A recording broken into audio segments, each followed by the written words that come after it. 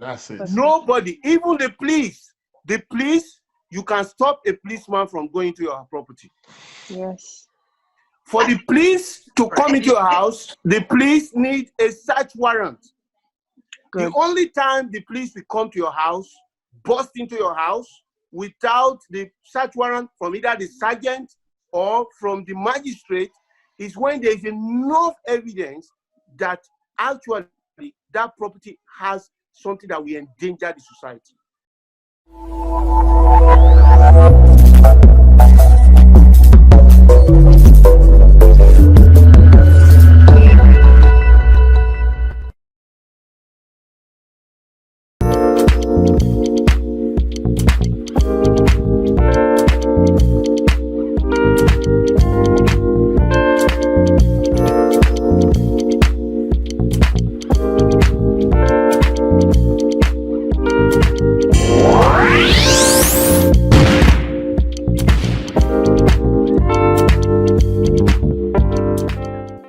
I want to welcome all of us to this another episode of the Community Concern. It is another program for the community.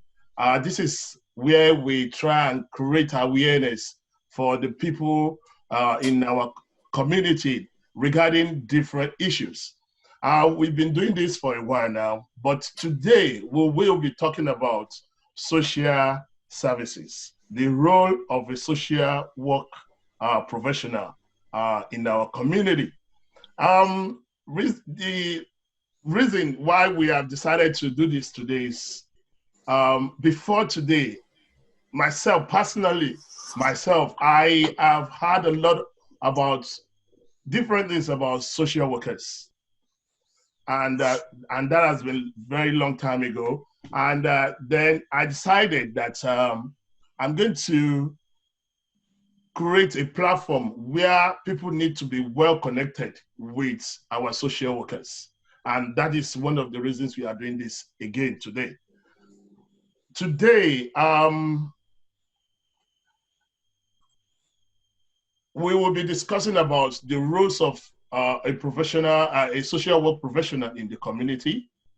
We know that social workers support individuals and their families through different types, and they ensure that vulnerable people, including the children and adults, are safeguarded from harm. And this is what I can tell you that I know about.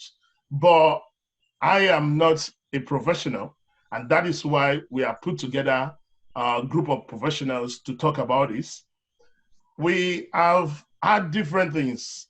Sometimes at the mention of the name social worker, a lot of people will start to jump fence. They just don't want to be there. They just don't want to have anything to do with social workers.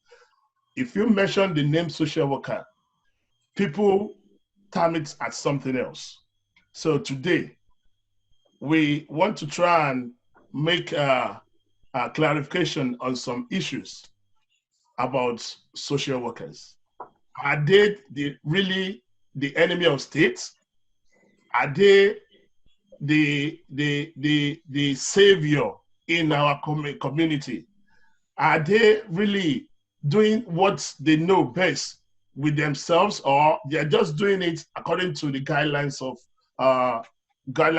the government, or they just taking things into their hands? So these are the things that we'll be discussing today.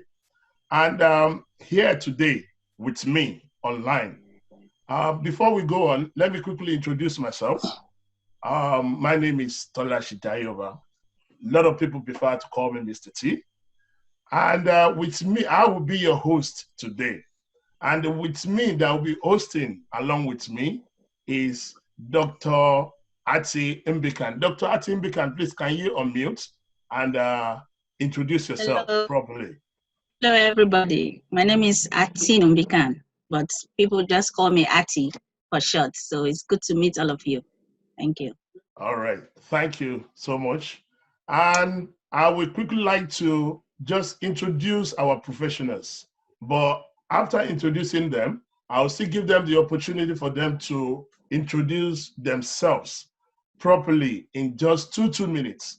But before that, let me start by introducing to you Pastor Tom Ademowagun. He is a lawyer and at the same time he's also a professional, he's also a social worker as well. Pastor Tom Ademowagun, can you hear us, please?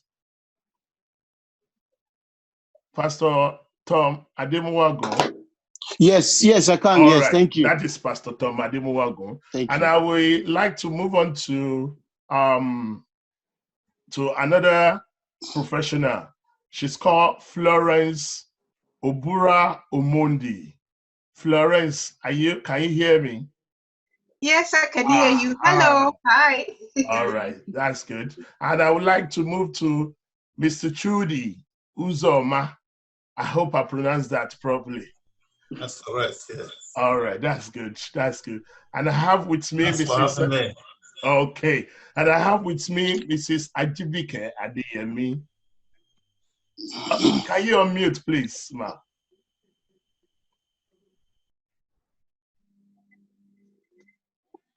Just unmute.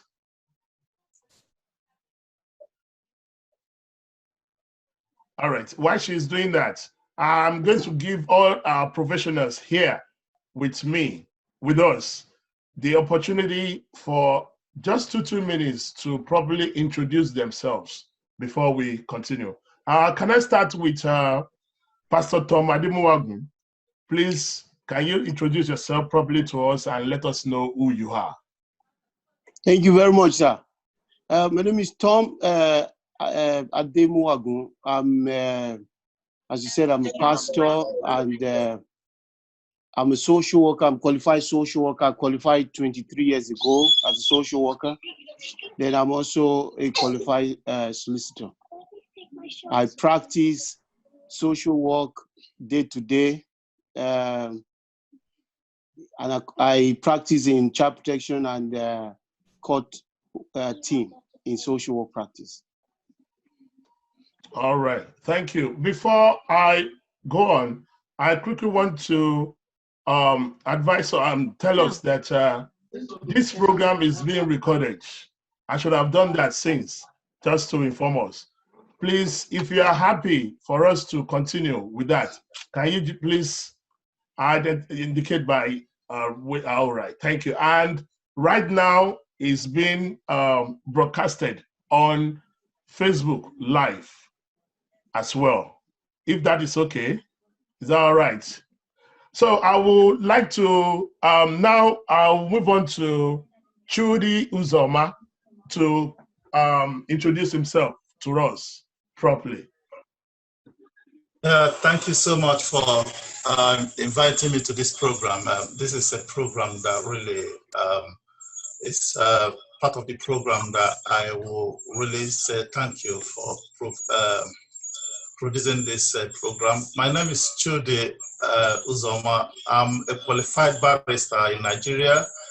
I'm a lawyer here, practice as a paralegal for some years in London. I'm a qualified social worker. Yeah, and I'm obliged to be part of this program. Thank you. All right, thank you very much. I would like to move on to Florence Obura, yeah? Please permit me for this. All right. Hello. Yeah, my name is Florence Obura Omondi. I love to be called Flo. So please, when I'm not, you call me those names, yeah. So I am so happy to be here with you today. And I'll call you Mr. T. Yes, Mr. T, right. Thank you so much for this program. I've had some of my colleagues saying they practice for many years. I've not practiced for many years, but I've got passion for this profession a lot. And like you started from the beginning, you said, you're raising awareness because especially people from ethnic minority, the kind of lack the knowledge to know who we are. So it is nice that today, hopefully, we'll convince them that, probably we're just people who want to impact change, really, yeah. Yeah, so I'm glad and I'm happy to be here today. Thank All you. right. Thank you so much. And I would like to move to Mrs. Ajibike Adeyemi. Please, can you tell us about yourself, who you are, please? Can I ask quickly, can you hear me now? Oh, very well. Okay, that's brilliant, because I've been trying to sort this out. I haven't got a clue about the technologies. Hello, everyone. My name is Ajibike Adeyemi. I'm a social worker.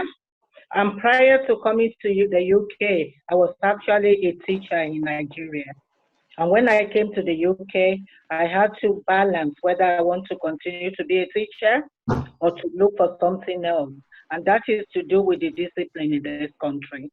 So I decided, in as much as I still want to work with children, being a teacher was actually off the table at that point in time.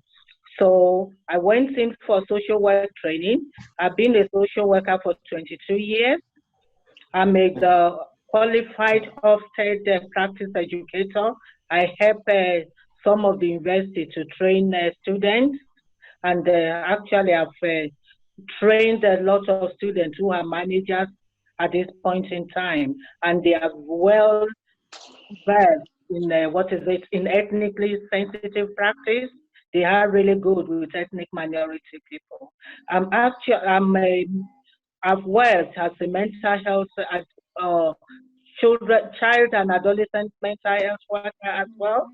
So I worked with them for 2 years, and I gained a qualification in child and adolescent mental health. So I've been in this practice for 23 years, and to be honest with you, working with ethnic minority people is been the main issue for me because of the way they see social workers. And in the last 3 years, I've actually provided training for some churches outside this area, in the Newcastle area and the North Shield, just about awareness of what social workers, what they should expect from social workers. And I do provide advice to people as well when it comes to their involvement with social workers. Thank you very much. Thank you so much. All right, from here, we'll continue with our discussion.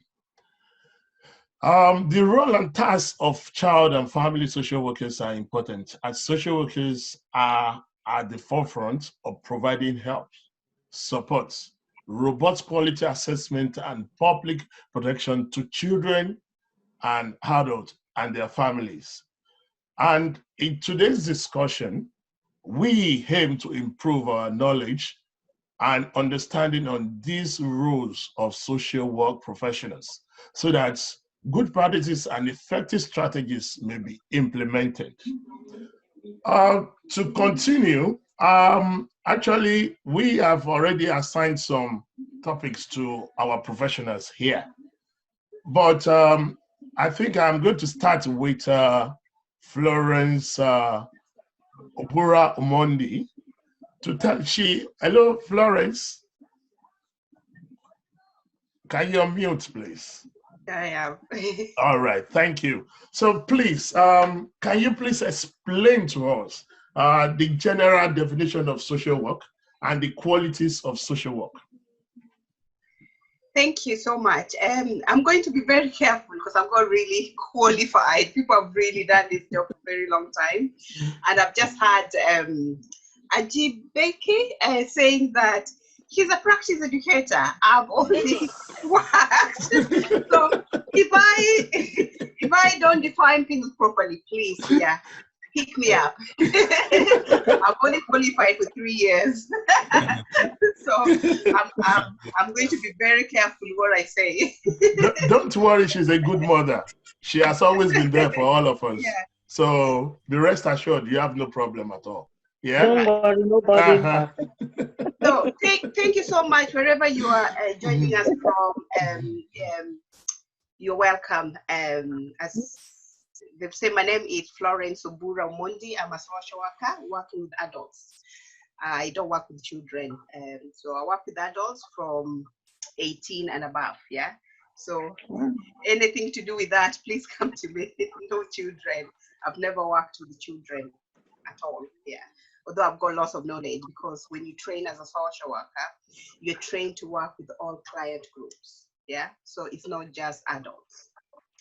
So when I was looking around the various definition of social work, but I found out one that I felt that probably could kind of talk about who we are. So social work is academic, discipline and practice-based profession that concern itself with individuals, families, groups, and communities in an effort to enhance social functioning and overall well-being by aiding them, yeah, in finding their own solution that leads to self-resilience, yeah. So I like the bit that aiding them. So many people kind of are afraid or go phobia about social work. They think that we are there to take their lives or, you know, change things, but we are there as facilitators. We are there to be your voice when you cannot see light at the end of the tunnel. And there's so many things that can stop you from seeing the light at the end of the tunnel. It could be divorce, it could be sickness, it could be unemployment, it could be so many things that can make you not see the end of the tunnel, the light at the end of the tunnel. Yeah, so we work with the individuals, we work with community, we work with families. As I said, we facilitate. So various social workers work in various fields. Some people, which you could say maybe work in a macro level, maybe one-to-one, providing one-to-one services, or working with, you know, like medical social worker, clinical social worker. The people who work, who probably you can view them as meso, who work with the large communities. We have macro, you know, like at the moment, we, you know, there's things about Black Lives Matters. So social worker within, maybe working within macro, you know, the seat to formulate policies and things like that. Yeah. So it's being a social worker, you can work in various fields. So within social work, we work with values. Yeah. So the various values that we work with, and the one I love most is service, providing dignity and worth, social justice, which those are the three ones that I really love a lot. We are servants, social worker, we are servants. We are at your service. Yeah. So I always like, you know, when you say, you know, when you go through a lot of things, I always like, well, you know, because we've not been part of your journey. Yeah. It's hard to walk your path unless you allow us. So if you share those information as a facilitator with full of resources, I'll be able to direct you to the right path only if you allow me. Yeah. So I don't just walk your path if you don't allow me, if you like. So we are servants. So when you're a servant, you serve your master. Yeah. So the service user, our masters, our bosses. So we are just there when now the voice is no longer there, and we need to be their voice. The other one is dignity and worth. I love that so much because we value each and everyone. Yeah. We work with each and everybody. We do not see your condition as a person. We do not see the color of your skin. We do not see your disability. We see a person and look at the strength of that person. And the legislation we work with, like CARE Act, you know, is about personal centered. So we work with you to be able to listen to you, to be able to identify your needs. Sometimes when the stresses of life giving you a lot of stresses, it's really difficult even to identify what you're good at. So being as a being with you as a facilitator, I'll be able to sit with you, listen to you, to be able to identify your need and then work within those needs to make a change within yourself. Yeah, we do not change anybody, but we are there. We are agent of change, but we are there to allow you, give you space and time to be able to make a change within yourself. You are the own driver of yourself. We cannot drive you, but we can give you the resources that will allow you to be, in fact, not even give you, we will present it to you and you will consider, yeah, whether you want to utilize those resources or not. Yeah. So that's us. The other one is social justice. We reduce inequalities. There's lots of inequalities in various fields. Yeah. What is happening today, the Black Matters, Life Matters, because of the inequalities that Black people are facing. So we fight for that. We can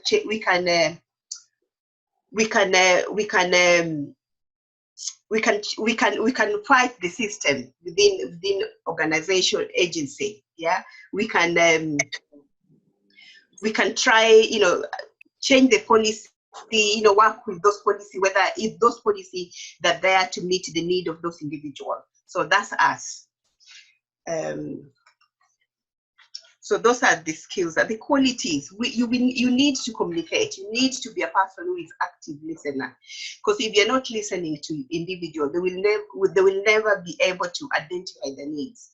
So those are the skills. Those are the qualities of a social worker. You have to be somebody who is a person-centered. You have to be a person who is a people person. If you're not a people person, I don't think social work is the field for you. Yeah, because sometimes we have to think out of the box in order to meet the need, to support that individual to meet their needs. So that's social workers. Thank you for listening. All right, thank you so much, Florence. We really enjoyed that. And before we move on, please quickly want to say this, please, for the sake of people that are just coming in. What we are doing right now is to give the professionals the opportunity to explain to us the qualities, the roles of social work, and why that was Florence Obura Omondi, and I would like to hand over to my colleague, Dr. Ati Mbikan. Dr. Ati, can you unmute, please? Hello. The next set of questions would go to, is that Barrister Chidi? Yes. Uzoma? Yes. Yes. So could you please explain to us, we've had a little bit about some of the qualities of the social worker. Could you also elaborate on that a little bit, and then tell us some of the problems that are limiting the effectiveness of social work and their role when it comes to adults? Yeah, thank you so much. I'm going. They're all intertwined, so I'm going to have a little bit patient with me. When we are talking about the limitations of social workers in performing their duties, we know that we're talking about budget. So social workers have got limited budget to operate on, and this is really impacting on their service in numerous ways. So local authorities, they've been trying, to reach out to everyone. So that's the reason social workers are now trying to work on strength-based. So strength-based meaning that we use the strength of every individual to know how we can develop this strength, to become sort of resourceful for the society and for himself as well, his personal development. So we start by, what can you do for yourself? How can we help you to improve, to be independent? You know, so this area is whereby you empower people to do the best they can, to be the best they can. And if you go to the CARE Act, you know, the CARE Act said you try to delay needs, meaning that you try to let that needs not come up before, I mean, you try to help people out before they come into crisis. So this is I mean, it's been taken as the best practice. And I really appreciate that, because when doing that, you now not only bringing that the best from that individual, you are also helping to cut down expenses for the local authority. So the problem again we are having is, so you cannot talk about the conflict, I mean the problem we are facing without taking into consideration the conflict theory. So the conflict theory, I mean, tells us about the inequalities in the society, and this affects the way some people receive services, some places. You know, don't get me wrong, some of the local authorities have tried, you know, to think that this conflict theory doesn't matter. But if you look into the system, you find out that we still struggle, you know, to fight this inequality in the society. You know, when you look at the Marx theory, you know, is sort of letting us know that we have this inequality which affects the minorities most, because some of the minorities, they are not open to their problem. And because so many appreciate our manager who, I mean, has been experienced in this area of ethnic minorities. The problem we're having is that because many of the minorities are not coming out to say this is our problem, or they're afraid of being stigmatized about their problem if they come out, or their culture is not really understood in the broader aspect of it. So the social workers find it difficult to penetrate into their society to really know how to help, I mean, to help the society, or to help this minority in getting over their problem. It becomes really a barrier in some areas. But like I said in the beginning, you know, budget remains also an issue in this work of the social workers. You know, social work is, I mean, the ethics of social work promotes, like, you know, promotion of social justice and fighting vices in the society. But now, let's face facts. The problem we are facing here is not even about how many social workers have stood up to fight inequality. How many social workers have stood up to, I mean, to look into why there's some of disadvantages in some areas? Is because you are not in control of that resources, and you cannot give what you don't have. So you still have problem. If you now, I mean, our work is full of assessment, you know, risk assessment, and also all assessment, like you go for assessment, you assess, you know that this person needs such level of needs. But because your budget is not really meeting up that person's need, you come back, you discuss with your manager, and your manager, her hands are tied because she cannot go over to some limit. So when you go trying to explain to the service user, it looks like you are the one that's affecting that change, or making that decision. But you are constrained with the resources you have available at your disposal. So that's been a hindrance to the service of the social workers. And sometimes, again, the hindrance social workers are having is family. Family might have their fantasy about how things, what they need and what they really want for their person. It's well and good.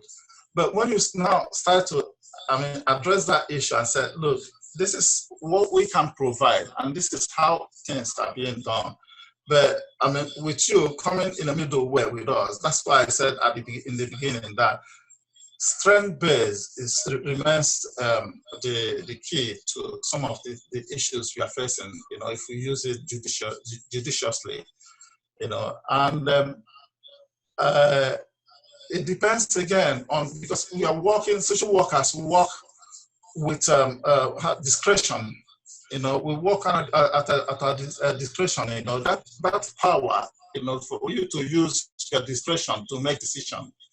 Some, will use it very well, and some will use it according to how they are led professionally. But I think social workers are friends to the society, and they should be friends to society.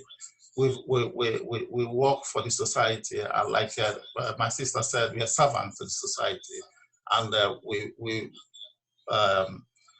aim to really bring society into the place who will say everybody is happy and it's a win-win situation. Thank you. Thank you, thank you, thank you. All right. Dr. Ati, unmute, please. Okay. So this is for Mrs. Ajibike Adeyemi. Sorry if I didn't pronounce that well. Safeguarding Children and Child Protection, NSPCC Learning. Safeguarding is the action that is taken to promote the welfare of children and protect them from harm by taking into action whatever you want to take into action to enable all children and young people to have the best outcomes.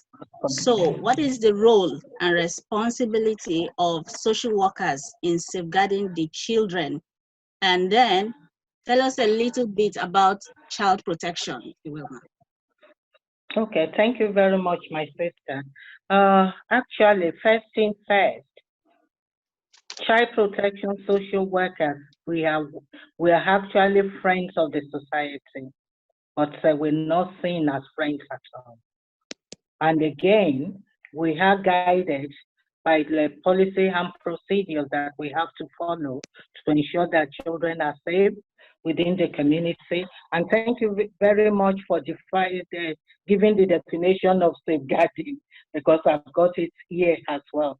So it's about ensuring that children grow up with provision of a safe and effective care.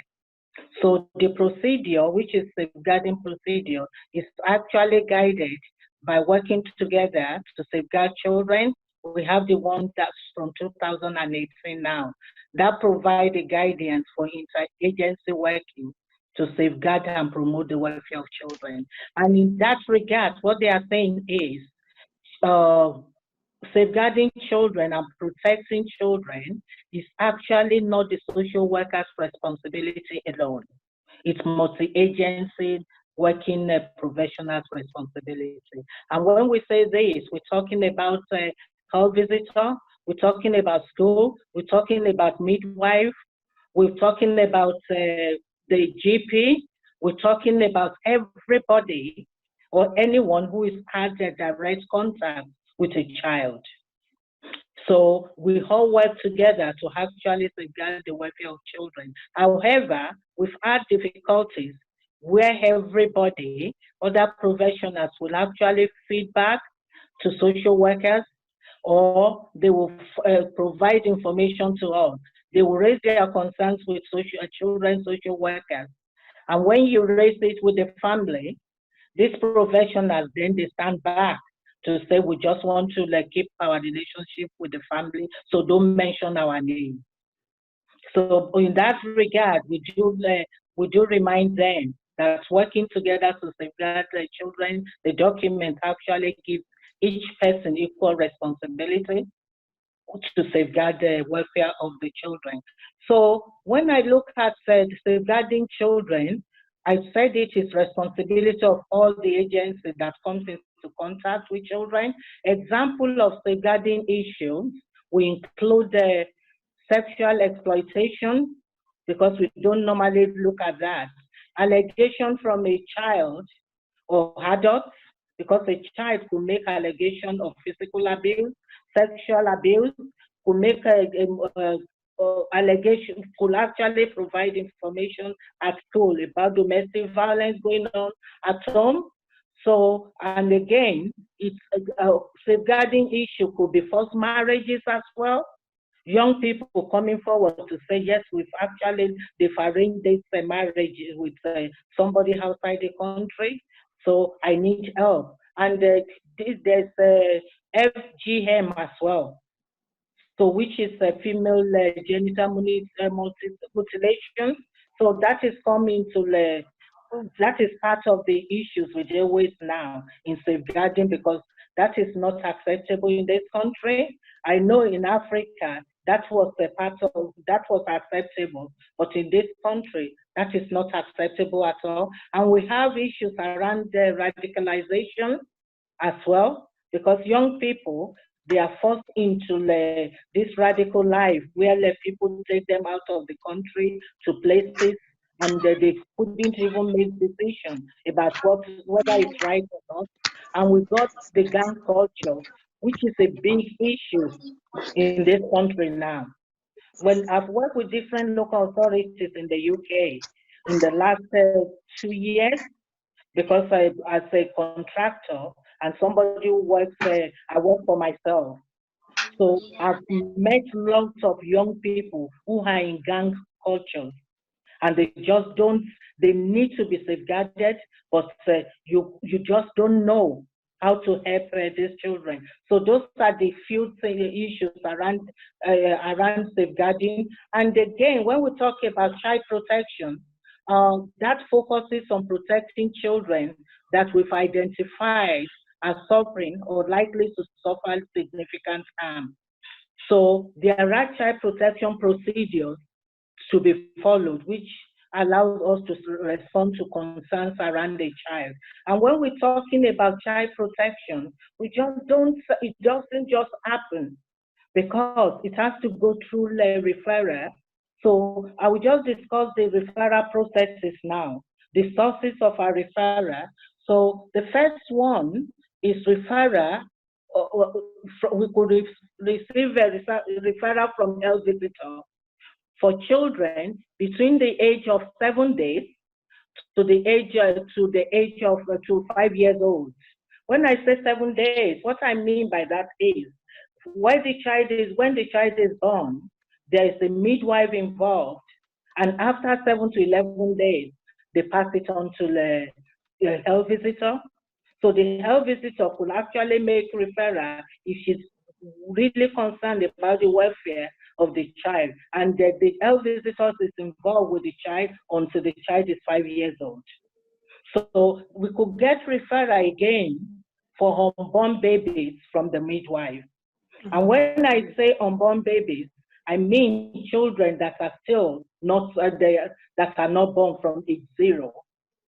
And in that regard, what we're saying is the midwife will make referral if mother is not engaging with antenatal, if there are issues around the mother's health, there are issues around the substance misuse. So there are lots of issues. It could be mother is actually engaging in sex trade.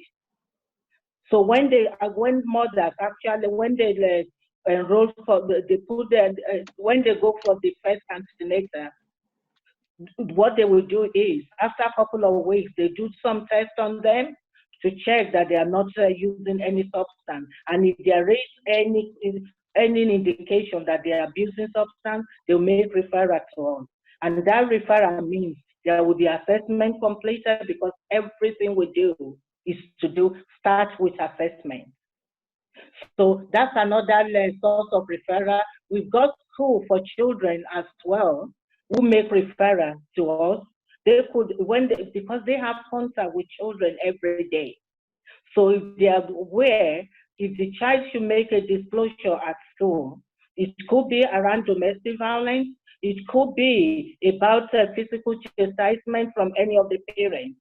It could be concerns around sexual abuse, who make disclosure about sexual abuse. So there is a safeguarding lead within each school who will send a referral to us immediately. And that requires immediate and urgent attention. And I'll talk about that later. So another source of referral is the general practitioner.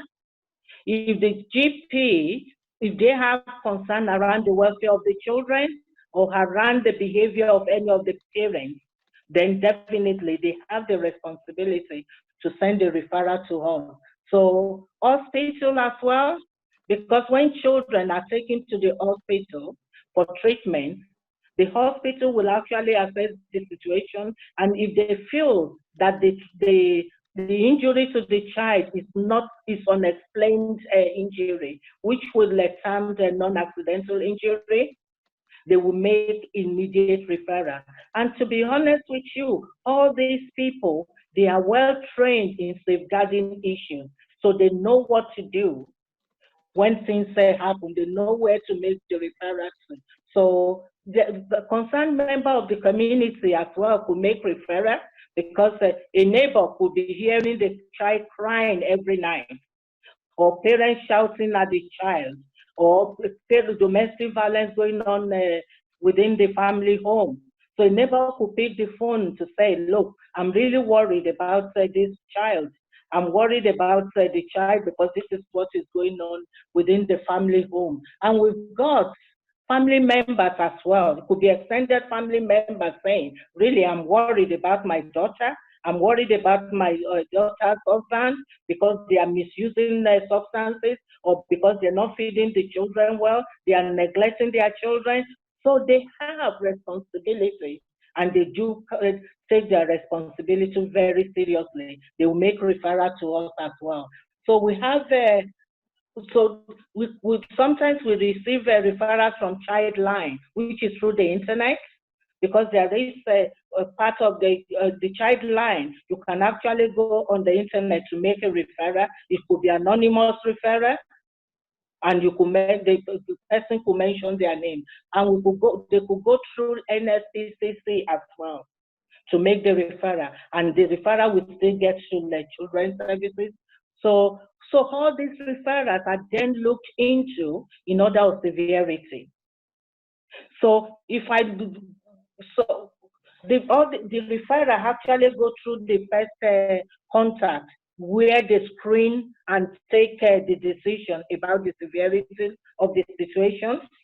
So, and when we talk about child protection, I think we've said it that I'll just go back. We have child protection procedure which detail how to respond to concerns. And I've mentioned that if there are referrals about non-accidental injury or unexplained injury to a child, we have to deal with it immediately. This requires immediate and urgent attention. And that happens through immediate strategy meeting. When the hospital rings to say, we are sorry, we've got this child that is got an injury, and the explanation provided by the parent are not acceptable to us, is not consistent with the injury, then we will be looking at immediate strategy meeting to see what we can do about that. Hello? Hello, ma'am, we can hear you. So if a child, again, discloses sexual abuse, or there's evidence that the child has been sexually abused, we need to look at immediate intervention. So, and that will be through strategy meeting, and sometimes there might be need to actually remove the child from the family as a matter of urgency while the assessment is completed.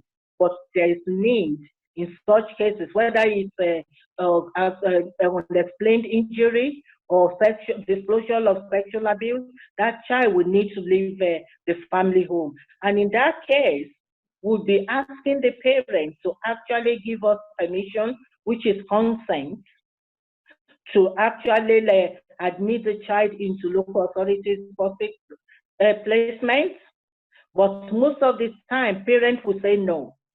And in that case, if it's something we need immediately during the weekend that we cannot go to court, we'll be asking the police to actually take police protection on the child.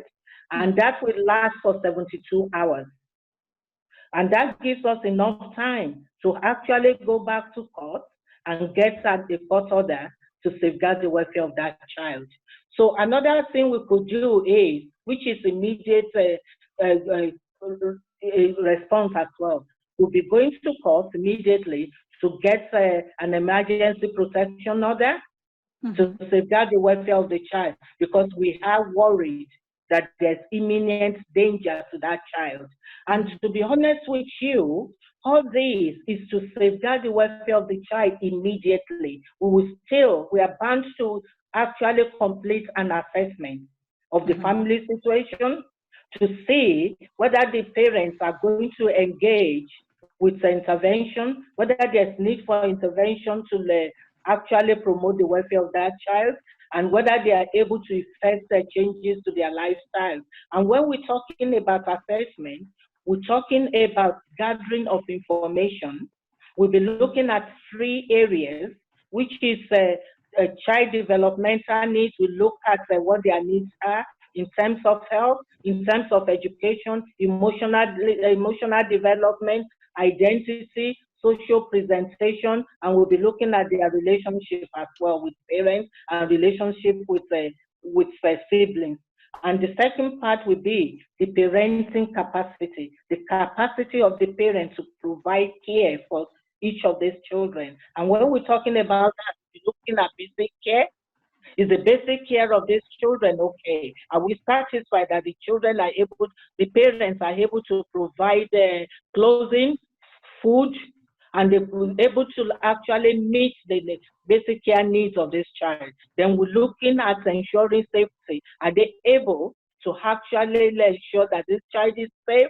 Are they able to protect the child from any harm within the home or outside the home? All these are the things we'll gather information on. And the last one, we'll be looking at family and environmental factors. We'll be looking at their relationship with the community. We'll be looking at the extended family, their relationship with extended families, to know whether they have extended family support within the area, whether they have positive support from friends within the community, what type of housing have they got? So what about their finance? Are they reported any financial difficulties or anything like that? So we look at it holistically, and then we just look at everything together to be able to analyze and make informed decisions about the needs of the family. So that is what the assessment is all about. And I would quickly, if I still have the time, just to refer to the assessment. Okay, I'm going to look at the 4 tiers of services. We have 4 tiers of services, which services we provide to children. We have tier 1, which refers to universal services, such as school, health visitor, and GP. That first tier, the school will be the one that is involved with the child, because there's need for involvement. The school, the health visitor, and the GP will look at what the needs of these people are, and they would be able to actually give them the support. We have tier 2, which refers to targeted services for children and families when they begin to experience difficulties. This is the onset of the difficulties from families. So here, supports are provided through positive parenting work and counseling for the children from the school. And this is where early help intervention comes into play, because they will provide support where the child is identified as having additional needs to the one being met by tier 1, which is the universal services. Then we have tier 3. This refers to specialist services for children and families with multiple needs. Example could be child and adolescent mental health service. They could provide support with children with disabilities. So because there are children with ADHD, there are children with autistic spectrum disorder. So they will they will need that support from ARM. And we have tier 4, which refers to specialist services again for children and families with severe and complex needs. And this is where the child protection comes in.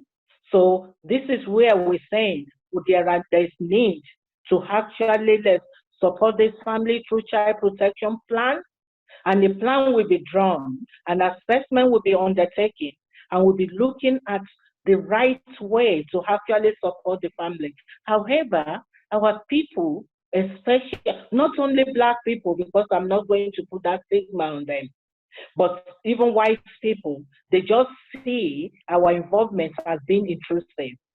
They don't want that, they don't want anything to do with social workers. However, all we want is to be given the opportunity to actually assess the needs of the family and to see what support is possible, to actually support them and the children, and to ensure that the children receive safe care at home.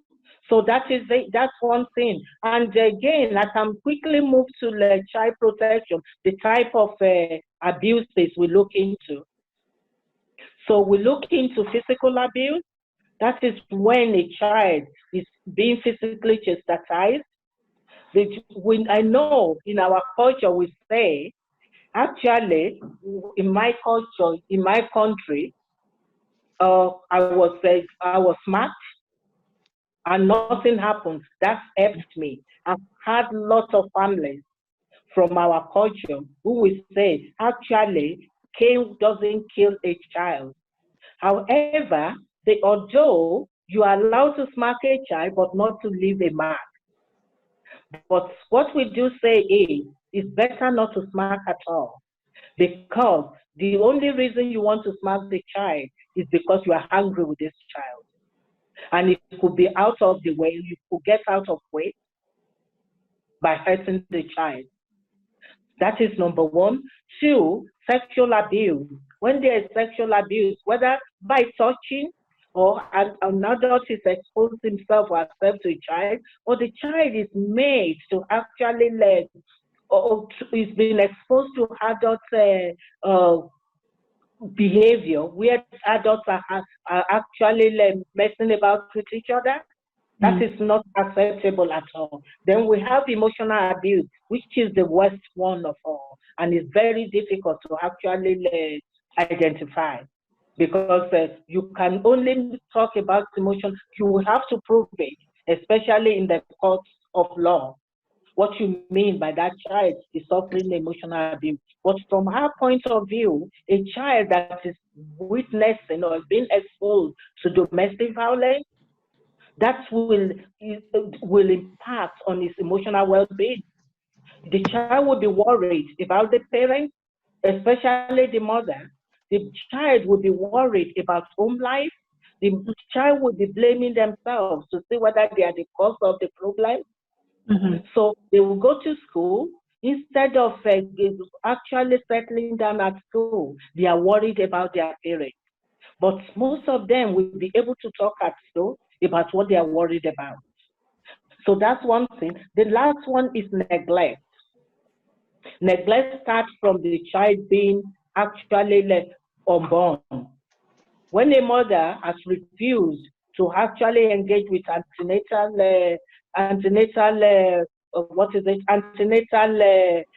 appointment, or to engage with growth scan, the child growth scan, that is a big neglect.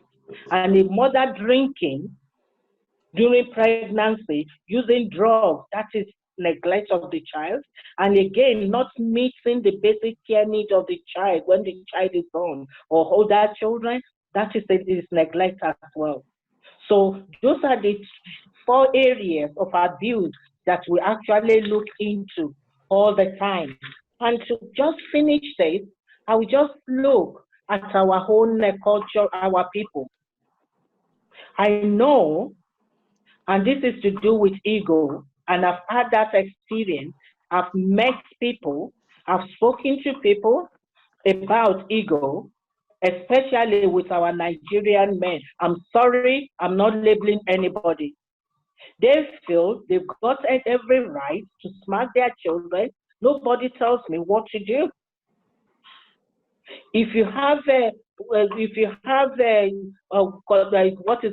are connected to social worker or you've got social work involvement, all we want to hear is, yes, I've made a mistake. I smacked this child. I don't know. I don't know what else to do. I need help. Then we'll look at actually putting a different strategy to deal with the child's behavior without resorting to physical chastisement. And I know we've all done it in the past, but we learn from our mistakes. But most of the time, our people are not learning. They just want to say, well, I can do whatever I want with my child.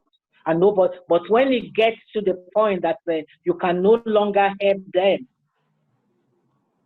because if you are saying that, I wouldn't, as a person, consider that child to be safe in your care. If you feel that child is your property, the child is your child, I know, but it's not your property. And you have to treat that child as a human being. The human being you talk to and who will listen to you. We've got to respect children as well. And they will respect us back. They are not animals. And that is one thing. So another thing is, I've said, it's acceptance of the concern raised and the willingness to engage with support services. If you are willing, that is all we want. That you are willing to engage with support services to effect the required changes. That is all we want. And we look at your motivation as well for change. So we are, social workers are not animals. And in case of child protection, engagement with multi-agency working professionals, you need to engage with the school involved with your children. You need to engage with the health visitor. You need to engage with the social worker. You need to engage with housing and every professional that is working. And we love to have a good outcome. We love to be able to say at the end, to say, oh, these people, they've shown motivation for change. We don't want to say, oh, well, we question their ability to maintain any sustainable change. That is not what we want, but we cannot lie. We have to say it the way it is because that's part of our assessment. And to be able to say, we are there for the children, although we do have parents along the line. Hello, but the parents need to engage with us as well. And that is the most important thing. So hello, finally, all yes, right. sir. Oh, do you want to round it up now? Because of the time. Yes, I will just round it up now. All right. So, and again, if the parents, they are able to challenge us anytime. You can ask for the complaint. There's a complaint procedure within Children's Services. If you are not happy with the services we're offering, you're not happy with the outcome of assessment, they can actually ask for the complaint form from the department, and they have rights to make complaints. Thank you. Thank you. Thank you. Thank you so much. That was very good. We really enjoyed everything. And I will be moving to Pastor Tom Ademuwagun now, who is also a lawyer, because we just want to have a view from the legal aspects of social work, the laws that are binding both the social workers and the service users. Pastor Tom, can you unmute, please? And while you are doing that, immediately after Pastor Tom has spoken, it will become interactive meeting where if there is anyone among us who have experienced who have come into any kind of contact, maybe experience any negative activity from any social worker, or if there's any issue that you are not really, you're not sure of, this is the opportunity for us to ask. But that will be on the second segment of this program. But before we get to that, I will now ask Pastor Tom Ademuwagun to please quickly shed more light on the legal aspect of this role. Thank you. Thank you very much. Thank you, everybody, for the time. We spent so much time. Thank you. I'm just going to go straight to the point. Social work profession itself is a very old profession, started back in 1880. Social work profession wasn't properly regulated in England until 2001. In fact, before 2001, most people that are practicing social work has basic certificate of social work. We call it CSS. It's just a certificate of social work. In fact, certificate of social services, they call it. But in 2001, social work profession became regulated, and the minimum requirement at that point was a diploma in social work. So just like the nursing profession, just like the legal profession, just like the medical profession, just like architectural, all professions are regulated. So social work became regulated in England in 2001. In 2001, social work became regulated. Before then, people were just practicing, they were doing what they like. Since 2001, you can't use the title of being a social worker without being registered as a social worker. And the body at that time, in 2001, that regulated social workers is called the General Social Care Council, GSCC. They abolished GSCC a few years ago, and they turned it to another body called HCPC. They regulate social workers. Now they've changed it again. You know, they like moving the goalposts. They've changed it to what is called Social Work England. So in social work practice in the United Kingdom, you have 4 different bodies. You have Social Work England, you have the Scottish practice, you have the Wales, and you have the Northern Ireland. So you have 4 different bodies that are regulating social work practice in England. So if you qualify as a social worker in United Kingdom, you are allowed to practice in both Northern Ireland. You have to register with them. You are allowed to practice in England. You have to register with them. You are allowed to practice in Scotland. You have to register with them. Just like the General Medical Council, you must be registered for you to be a social worker, for you to have that title. If you go there, you put my name there, you're going to see my name. So if somebody says I'm a social worker, if you come to my house, I'm going to go and type your name there, whether you are truly qualified. Because at times they might send people to you that are not actually qualified, so you can challenge them. So first point in call, legal perspective. Always make sure whoever is dealing with, they are registered and they are qualified to practice, because some of them are not. So that is the first thing you must take on board legally. So all social workers must be registered. If they are not registered, you can challenge them, check them out. If you are not happy with the practice of a social worker, you can go to the body called, if you're in England, you can go to Social Work England. They regulate, they discipline, they do everything around social workers. Social work is a very wonderful profession, it's a good profession. I am a qualified social worker. I enjoy social work practice. In fact, I do more social work than I do legal profession. I enjoy social work. In fact, I will encourage more people to become social workers because there's a lot of money in social work. I will encourage you to come into it. Come and enjoy social work. Social work is good. Hallelujah. So, in terms of legal perspective, all social workers, apart from being regulated with their job as social workers, those social workers also, they practice under legislations. They are not allowed to just do what they like. They can't do what they like. It's like the police. You know, there's abuse of power in every profession. Doctors do abuse their powers. Social workers abuse their powers. Police abuse their powers. People do abuse their powers. And that is why they have regulators. That is why they have complaint procedures. That is why they have places to go. So it doesn't really matter whether... no, sorry, I'm getting distracted there by somebody talking about money.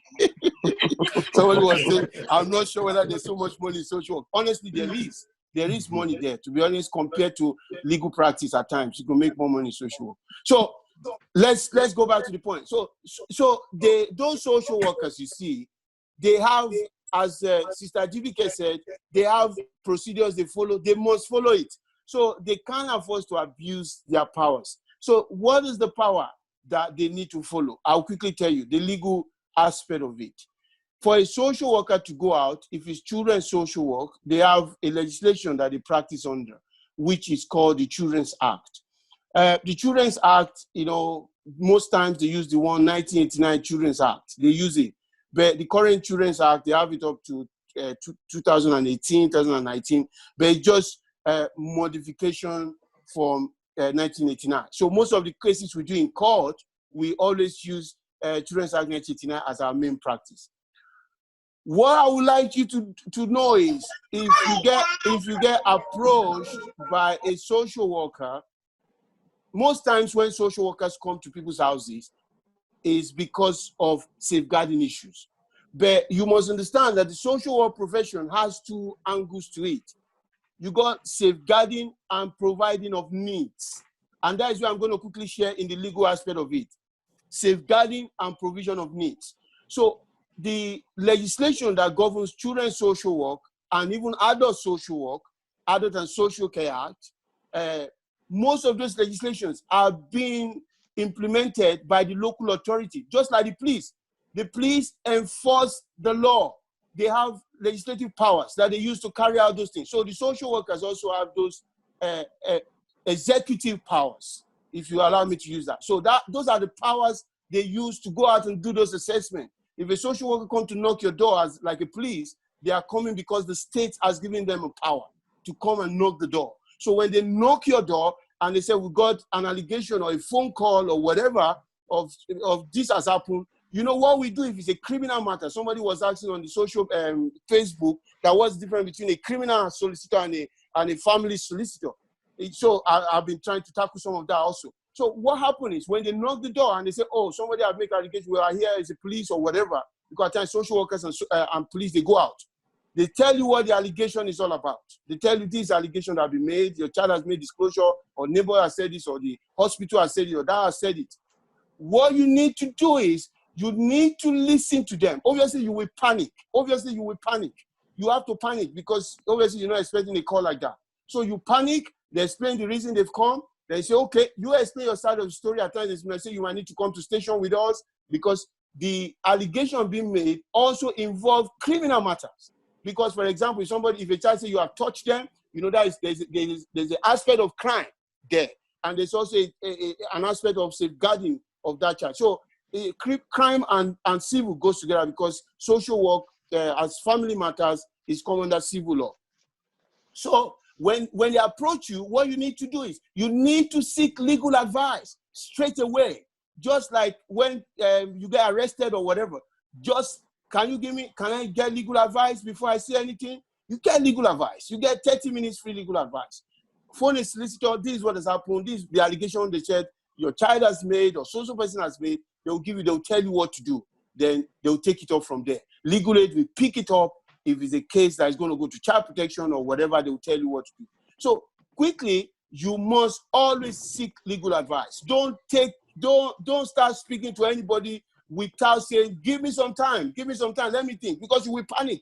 Everybody will panic. So always say, give me some time, let me speak to somebody, let me speak to a lawyer. So once you do that, then you start putting yourself together. Then you get proper advice. They say, okay, then obviously you'll be interviewed by the police. If it's an allegation that you physically abuse your child, they will do what they call police interview under the Evidence Act.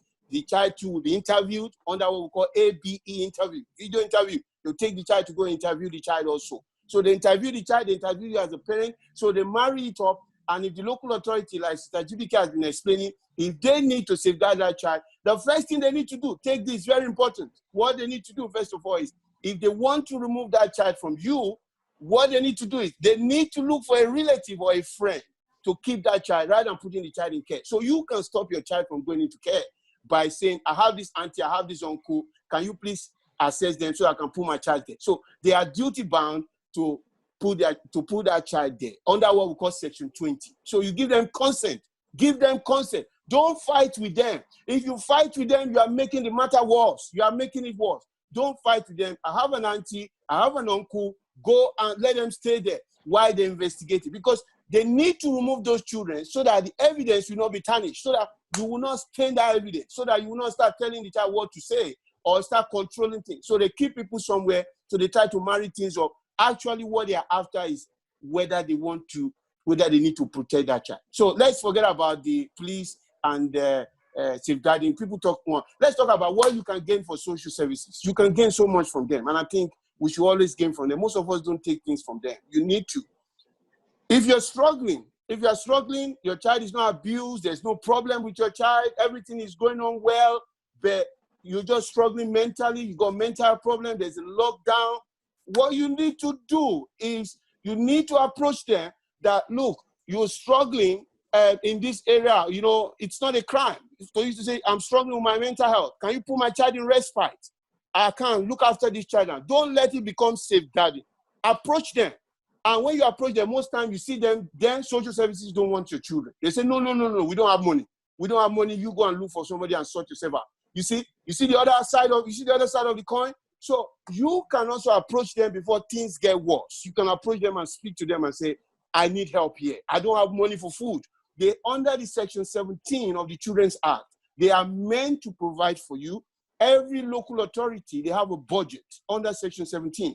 And under that Section 17, they must look after all the children within their area and their family. They have a budget for it. That budget, they need to spend it. Don't. Sorry about that. I have a phone call that came through. So they need to spend that money. So they need to spend it. So when you go to them and say you don't have food, they'll go on Section 17 till they have to provide for you. Then they tell you, oh, why don't you go to food bank? Why don't you go here? Why don't you go there? Then they start posting you. You understand? Because they need to save their money. So you can also take advantage of the services they provide under Section 17. So we have 4 major legislation that is very important when it comes to children. 4, very important. The first one is the Section 17. If you're struggling with your children and you need help, they will provide for you under Section 17. The second legislation is Section 47.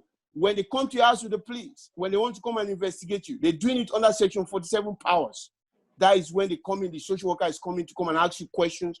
Always work with them. Always cooperate with them. Like Sister Jibike was telling you, you know, the more you work with people, the more they will understand what you do. If you become hostile, if you just abusing them, they too will want. It's like a policeman. If a policeman comes to your door, comes to your house, and all you do is you're just fighting them, before you know what's happening, they will lose the plot also. They will lose the plot. And they too want to say, okay, I'm going to arrest you under Section 4. I'm going to do this, I'm going to do that. But by the time they come, they say, oh, this happens. Okay, no problem. I'm phoning my lawyer, phone your solicitor, and get legal advice. And you work with them. So they too, even they come with a negative intention to use abuse of power, but because you have tried to calm down the situation and you've managed the situation properly, they will tend to listen to you, and it will be difficult for them. Two people can't become crazy at the same time. So when they are crazy, you have to calm down. You understand what I mean? So I'm trying to balance it now. Because I'm also a social worker and I go out to see people, and at times when I get there, they become very hostile, very hostile. So when they are getting crazy, I don't get crazy. I calm down, I look at them. And after a while, they change their tone. I also say, they were expecting you to be crazy, but you're not becoming crazy. So as a practitioner also, you have to be very sensitive to people's emotion, because emotion will be flying high. You don't expect a social worker to come and knock at your door, just like a police. Nobody's happy to see a social worker, and nobody's happy to see a police, but they're there for a reason. So then the next legislation, apart from the Section 47 that brings them to your door, is called Section 20 of the Children's Act. Under the Section 20 of the Children's Act, when it comes to your door and it says, they've made this allegation against you and we need to take your child somewhere else, you need to cooperate with them. If you cooperate with them, you give them consent under Section 20. But if you don't cooperate with them, if you say, no, you're not taking my child there, you're not doing this, you're not coming to my house, or you start making trouble, then they will phone the police. If it's an immediate safeguarding issue that is so serious that a child will be hurt or whatever, the police has power to take that child off you under the police protection order. They will remove it, and you don't have anything to say. So you see, the police also have power. But don't let it get to that stage where they have to bring the police in and everything will get out of hand. So just listen and seek legal advice and cooperate, and things will move forward. If you say you are not giving consent, and they take the child out from you out of for under police protection, as Sister was saying, they'll keep the child for 72 hours and they'll place the child in local authorities' care. So they take it out of your hands now. You see, you got that powers, but they've taken it out from your hands. And what they will do at that stage now, you can't even choose where the child will go because they've taken that power off you. Because it's all about power imbalance, isn't it? So don't let them take the power of you. You always try to be in the control seat by working with them and cooperating. So if the case is a case where you started it with a messy way by not cooperating, not working with them, making life difficult for the practitioner and the police, the local authority will ask for what is called Section 38. And that Section 38 is very simple. They will go to court and they will say to the court, this mother, this father is not cooperating with us. We need to share parental responsibility with them. We need to take powers of them. So the court will look at the case, how severe it is, how serious it is. If the court feels, yes, the local authority should have some powers because these people are not cooperating, then they will grant them what they call interim care order. That interim care order gives the local authority power to have a say over your child. You know, before then, they don't have much say apart from the police. Now they now have a say. And at this point, their own power even overrides your power.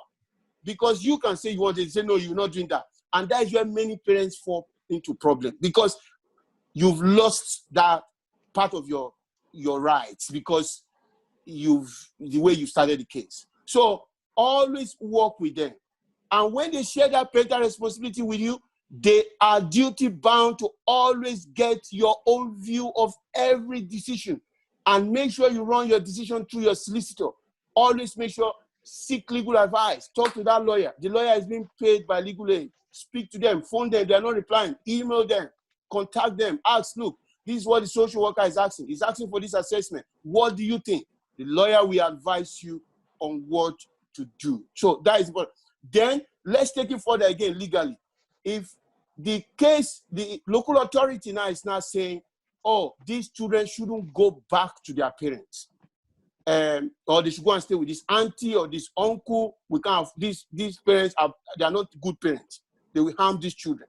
The local authority will apply for what they call Section 31 Children's Act, which will give them a full care order. That full care order means they now share full parental rights as if they give birth to the child. In fact, having an overriding power over you for that child. It become full, Section 31. And once they have that Section 31, if it's a baby you are talking about, and if there's no family member that can look after this baby, the local authority can ask for what they call an adoption order. They can ask for, they call it a placement order. Before you get to an adoption order, they have what they call a placement order. And if the court grants them that placement order, that means that baby can now be put for adoption. The baby can be put for adoption. Once the court grants that placement order, baby is gone. So once the placement order, they'll look for people that want to adopt those children. Once they adopt them, the adopters will come, they apply for what they call an adoption order. Once they get an adoption order, the child is gone. You have 2 minutes to round up, sir. So that is for adoption. Then let's look at the foster care one, the long-term foster care. People will say, what is foster care? Foster care, we have people that are called foster parents that look after children. They get paid by government.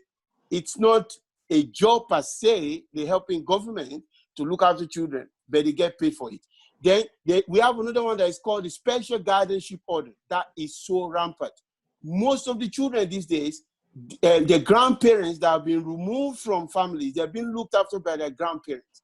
And when those grandparents have been assessed to look after those children, they give them what they call special guardianship order. It comes with what we call special guardianship allowance. So they pay them for that, they look after their grandchildren. We're having so many cases of special guardianship orders being made because the government couldn't care for all these children again in foster care. So, but legally, what you need to do is, before the matter gets out of hand, always seek legal advice. Always seek legal advice. Don't be speaking to people in the streets. Don't be asking your neighbor that have had problems with social services before. Don't be telling the whole community about your problem, because people will even have pepper, they will have salt, they will have what has never happened to it, and they will form their own story. Go and seek a professional advice, and hopefully you'll be fine. I'll leave it there. Thank you. All right, thank you so much, Pastor Tom. That was very good. Can everybody can you hear me?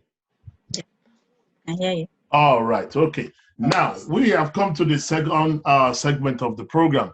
If we have anyone that is part of this meeting, if you have had any issues with the social workers in the past, I think this is the right time to raise it, and we have the professionals that are here to sort it out for us. Do we have anybody that would like to ask any question, please? If you would like to ask a question, please unmute and talk. Hello? Hello. Okay. Is there anyone? Can I ask a question, please? Hello? Who's Hi. talking, please? Can you please? Okay. Shogwawa. All right. You're welcome, ma'am. Good evening, everyone. I just want to ask a question. Is there any support network for, now I'm looking specifically at Africans or minorities, is there any support network so that if anything happens, people know the first point of contact? Because I think one of the problems that I have, well, some people have told me, is the fact that when it happens, because they don't understand the system and they don't get it, and like you say, people get different advice.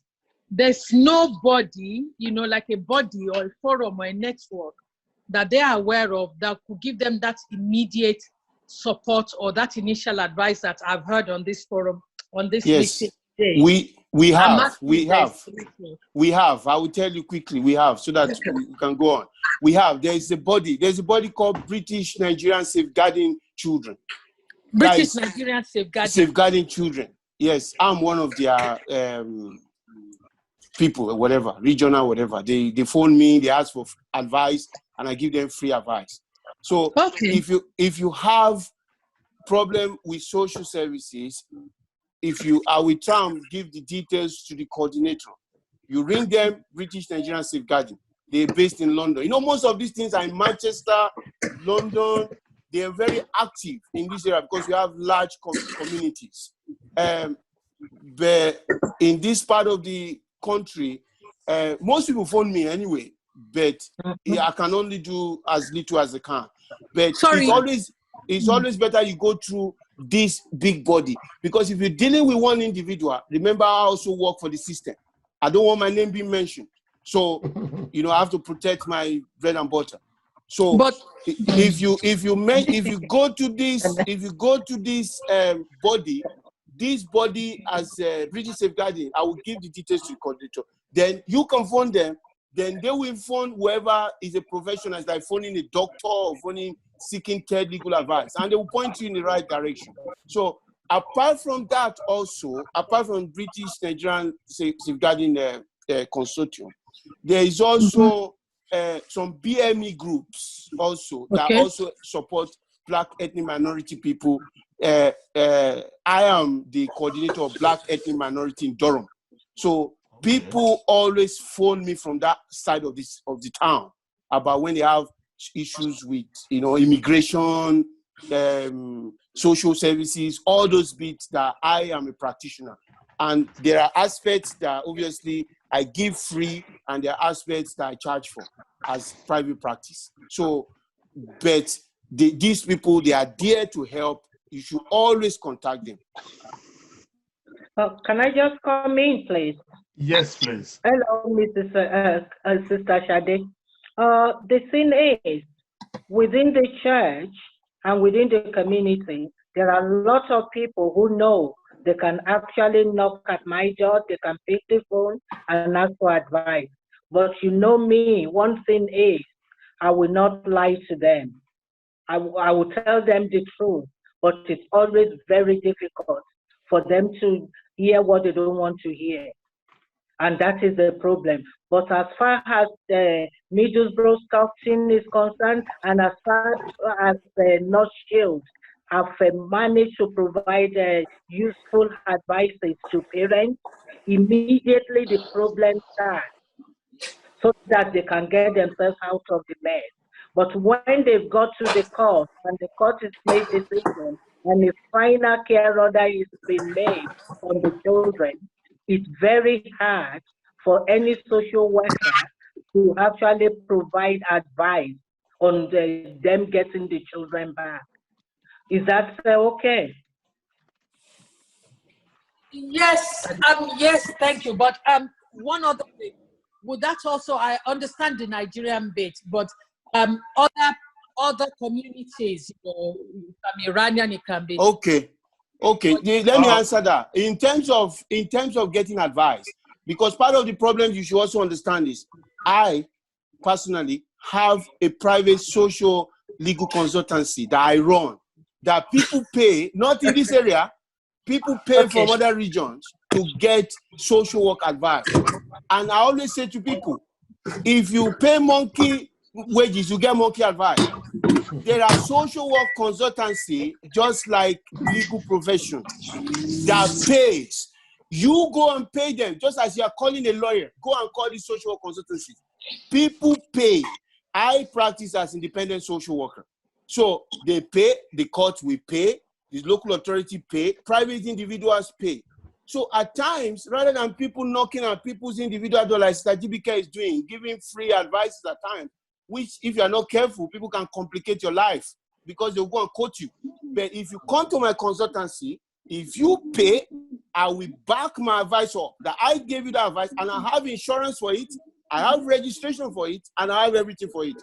So people at times, let them go and look for social work consultancy, professionals that are very experienced, that have this firm, they are registered. I am covered by British BASWA, we call it, British Association of Social Workers. There's indemnity insurance, there's public liability insurance. So if I give you advice as a BASWA practitioner, you are covered. If I misfire, if I give you wrong advice, you can sue me. You get money from BASWA. So go, instead of getting Jankara advice from all these street people, you go and meet these people that are registered with BASWA. Go and meet them. All right, thank you. And they will pay. So Pastor. All right, please, can we quickly move on? I don't mean certificate. I'm just all right. People they will always be asking everybody in the community. Yes. What do you do? This is I'm only kidding. All right. Please, we have Mary Olajide Ukong within us. She would like to ask a question. Hello, Mary. Mary, can you hear us? All right. Can we move over to Ngozi Uchuba? All right. Sorry, she's here. All right. You have a question to ask. Yes, my question is about what can a father do if the social worker is not allowing him to see the children, even though the children are saying they want to see their father? Okay. Who would like to go for that? Mrs. Sajibi, can you hear me? Yeah, that's fine. That's okay. I know we're hearing this, and it's just it's from your own point of view. I don't know what the assessment is around this father. I don't know what the issues were around this father. Was there any issues around domestic violence? Was he abusive to the children? Has any risk assessment been completed on this father? So what was the outcome of this? Because that's coming from your own point of view. I don't really know what the situation was and the reason why they've said no. They must have a reason. And if assessment was completed, they could actually identify the work to address any issue around that father, and then allow contact to take place. And mind you, I've had the opportunity to meet some fathers who said they wouldn't engage with assessment at all, and they just want to have contact with their children. And that is not happening here. And that's what I said earlier on, is ego. Nobody tells me what to do. So we cannot just allow you, because these children, they are your children, but they are not they are not their property. They should engage with assessment. Our assessment doesn't mean we're going to actually say no. We will look at the issue. We'll look at what we can do to actually make any contact a safe contact between the child and the father. Okay, if I can give you a little background of that, because I'm involved with the children, and the father called me to go and come and talk about the behavior of the child in the class in the church. But what happened was that the child was telling me several times about being single-handedly singled out by one of the teachers. But unfortunately, when the child cannot take it anymore, he reacted. And this reaction was so bad that his classmates were really, what's it called, abusing him and in the class and the teacher, because the boy was the only black boy in the class. Okay. And he was really annoyed, and he took something and he hit one of the child, and they took the boy away. One of the people that are racially abusing him, even the teacher, what the boy said when I talked to him, he said the teacher was laughing when this was going on. Okay, thank you. I think what you've told us now hasn't got anything to do with the father. I haven't seen where that. The father went to the school and was really annoyed. And the next thing they knew was that the boy went to school the second day. The social worker was there. The police were there, and they called the father that they are taking his child away. Okay. So, but the father was allowed to actually consult with a solicitor? No, not really. That's what I was told. Well, I think I will leave this to Pastor Tom, because obviously they cannot remove a child without a court order, and they cannot remove a child permanently without conducting assessment. Yes. Do you know what I want to say? Okay. You know, it goes back to what we said when we started talking about the legal aspect of all these things are covered by legal aspects. Okay. The way you behave to the law will determine how the law will react back to you. Okay. So if anything happens and it's legal, you must look for a lawyer. Okay. If somebody says you can't see your child, okay, no problem. Go to the legal directory, law society, put your area, you will see it, list of family lawyers. In fact, they have out of office hours. Phone them. This is my problem. Don't talk too much. They have only 30 minutes. Tell them. They will tell you what to do. Okay. Then they know all those social workers. They know all of them. Those lawyers around, they know everybody. They will, in fact, they will even ask you which of the social workers. Is this Sister GBK or which one? So they even know them. So because they know how they practice. They know how they practice. If you mention my name in the Middlesbrough area, they will tell you we know him. So they know how they practice. I used to work as a children's guardian in court. So we know how everybody, there are good social workers and there are bad social workers. Okay. And I'm not shy to say it because I'm a practitioner also. Just the way you have good doctors, you have bad doctors. You have good police, you have bad police. So tell that father to go and look for a good lawyer to give them proper advice. And if it is social work assessment, go to British Association of Social Workers. They are independent, experienced social workers that courts normally use. Pay them. They will tell you what to do, especially local authorities at times that have inexperienced practitioners. They will tell you where they are failing. Because sometimes the lawyers, at times, they don't know some of the assessments. But the social work practitioners, experienced practitioners, they know the exact assessment. People like GBK and all those people that are independent, they know. So they will tell you where they've gone wrong. So you need to go and get this independent advice, third-party independent, from a professional, not from the street.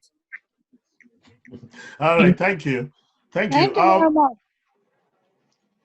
Okay, please, can we move over to Ngozi Ochuba? She would like to ask a question. Ngozi.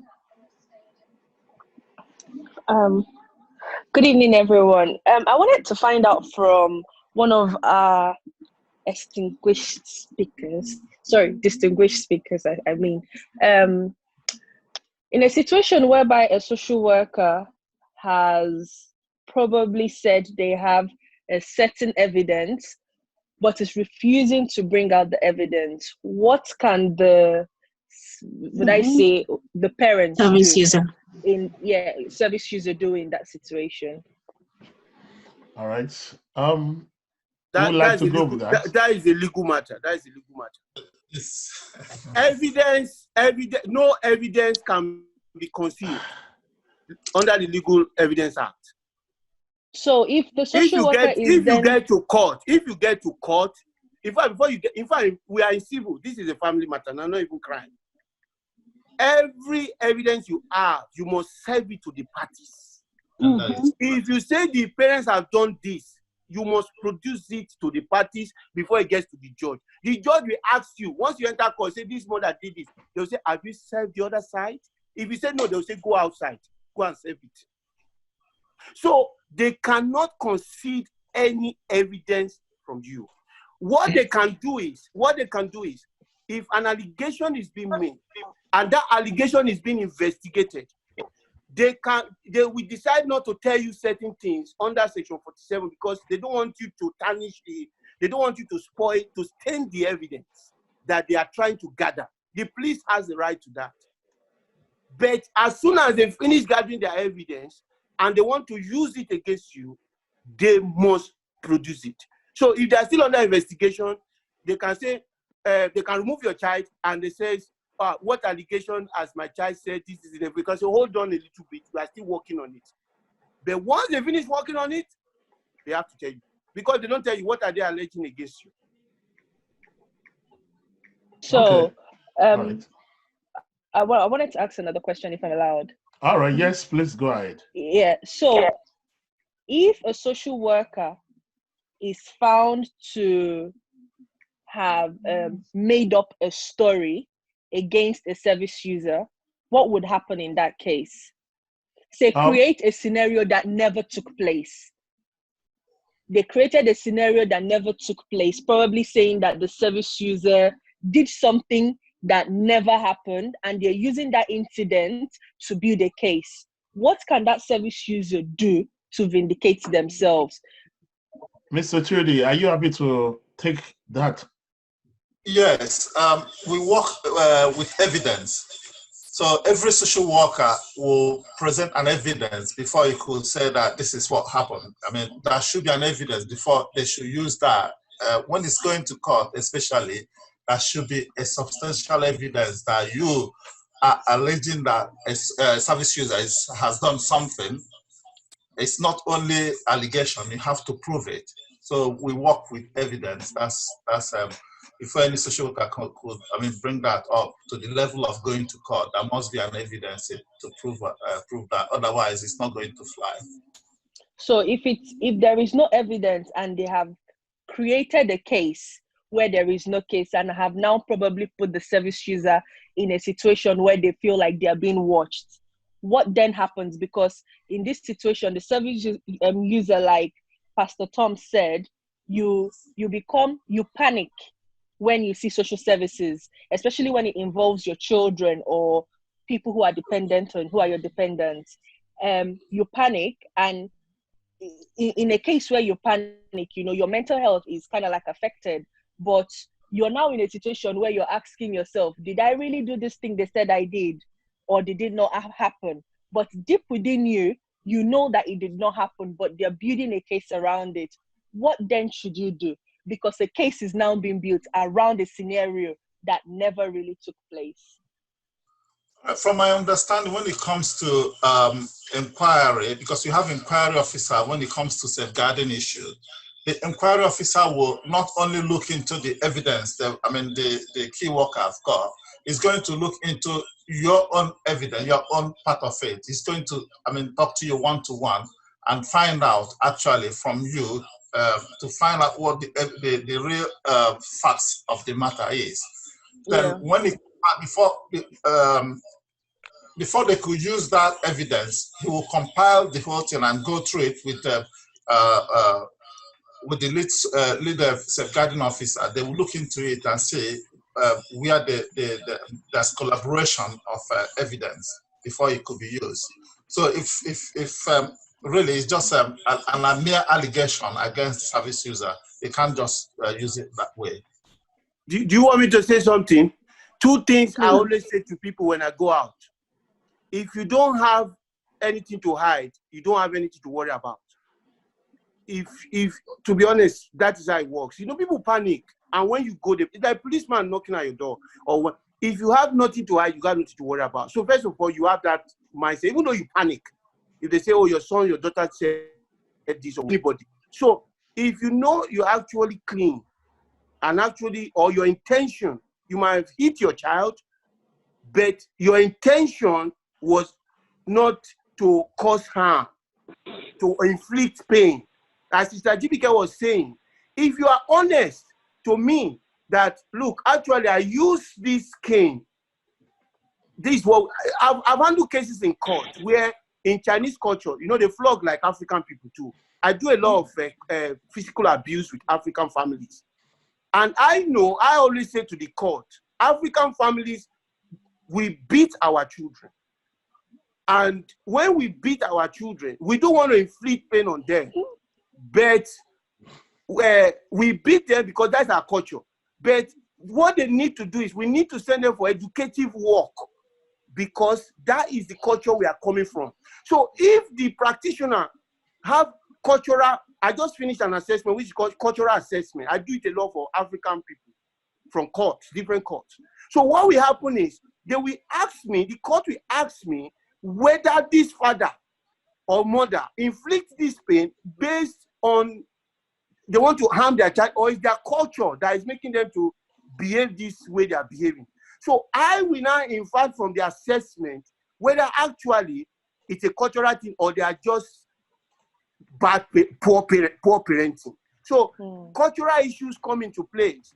But what you must understand is, if you always work with the practitioners, always, don't forget, always work with the person. Even if they have their own discrimination, bias, people come to your house and they'll tell you your cutting pole is falling, you have not washed your plates, you have piles of clothes, they will say things that will anger you, will annoy you. Just be calm and cooperate, and you will see that the assessment will flow.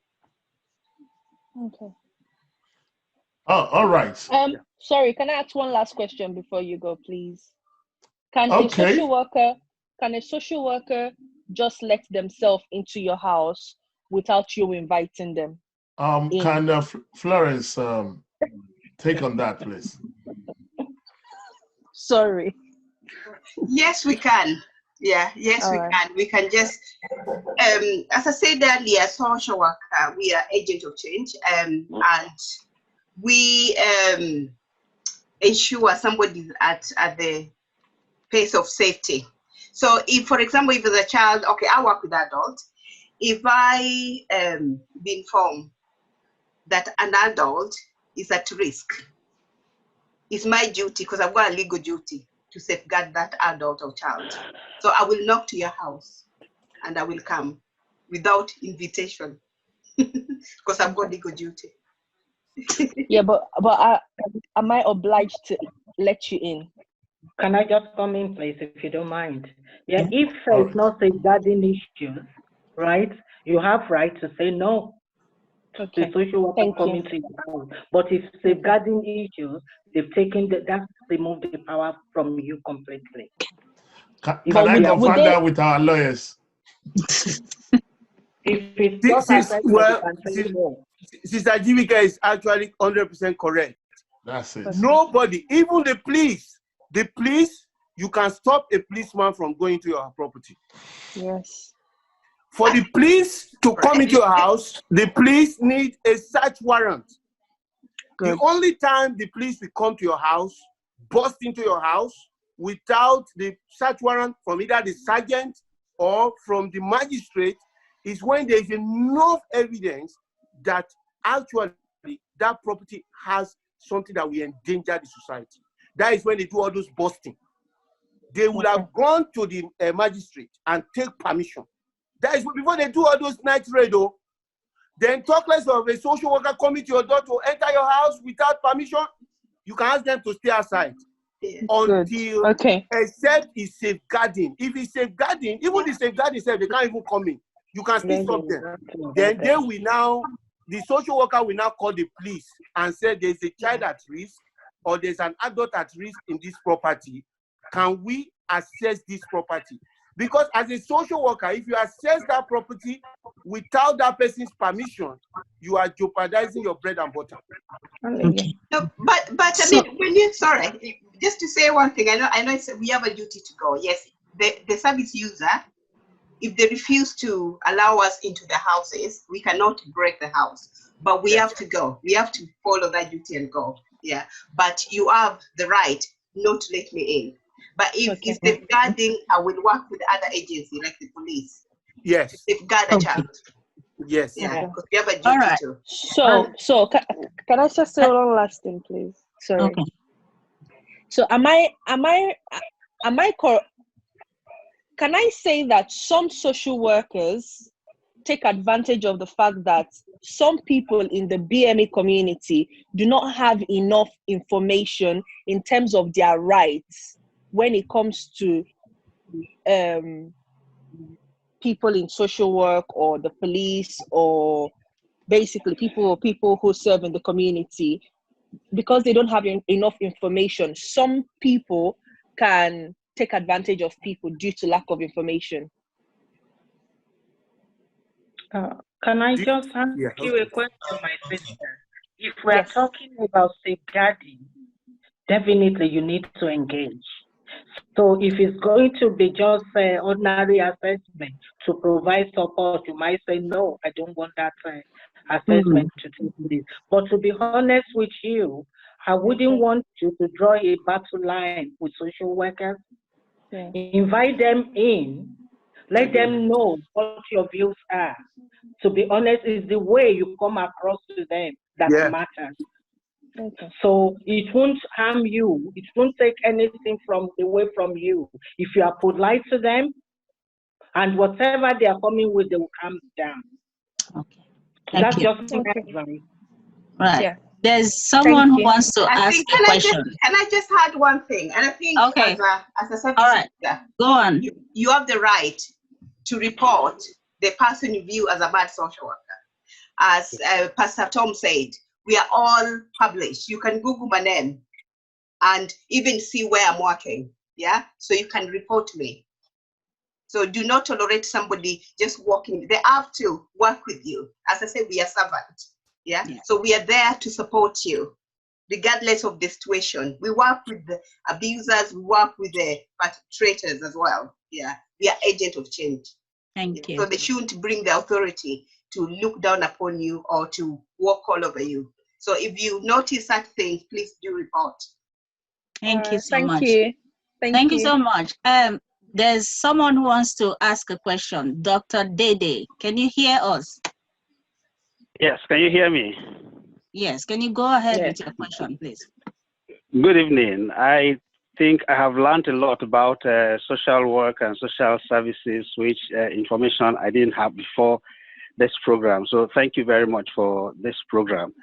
It's hard to say, but it's the fact that social workers are not popular with the public, seriously.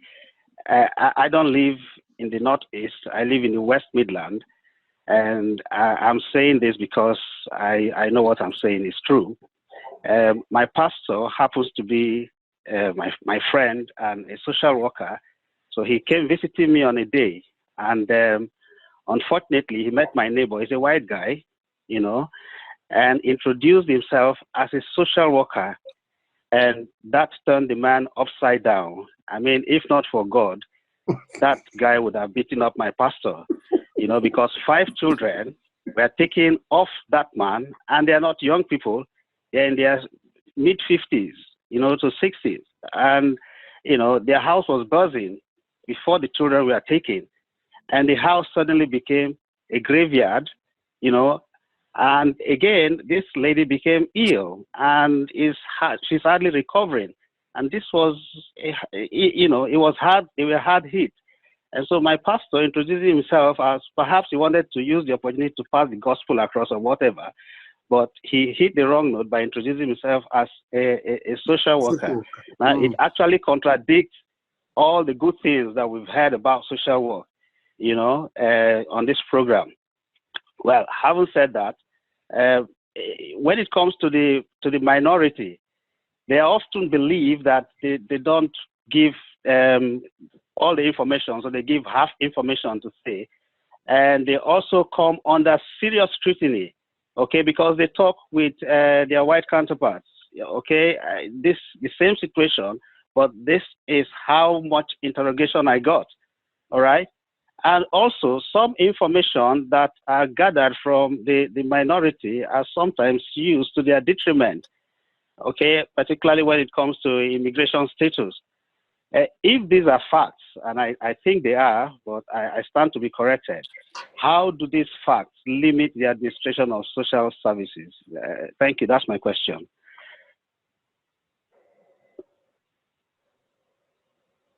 Is it Mr. Chudi? Chudi, looks like you want to answer. Yes.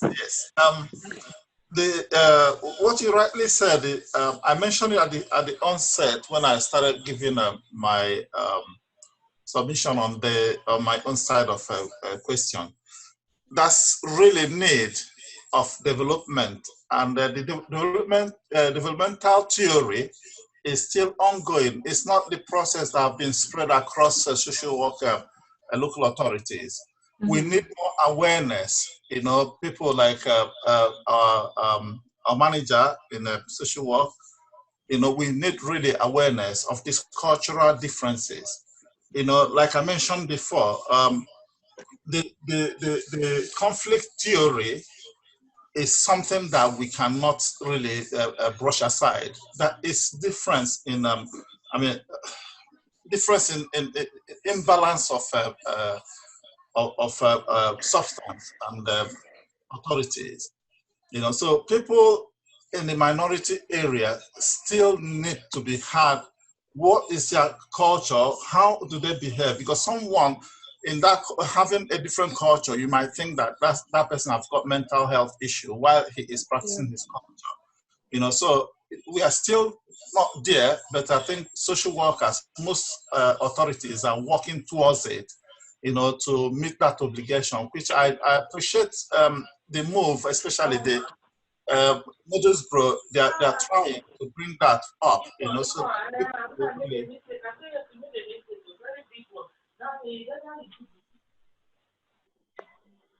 So, like I was saying, authorities like Middlesbrough, they're working now in partnership to see how they could bring minorities into, hearing their own version of the culture, hearing their own way of doing things, so that they could work with the society. So they are not yet there. There are some potholes of that mispractice, not good practice, because I know that every social worker must be sensitive to culture and people's wish, and they must be also sensitive to diversity. It's one of the ethics of the social work, which every social worker will really adhere to. So anyone that is working contrary to that, is not working according to the rules, then it's misuse of power and the abuse of the power entrusted in that person. Thank you. Can I just say one thing? Sorry. Okay, please. Can I just say one thing? All right. Sometimes I beg to differ about the culture, because when you read about social work, it's focused on individuals, yeah? Because people focus so much about culture and miss the point. Yeah, when you talk about Africa, Africa is a continent, yeah, in itself. Within that continent, there are countries.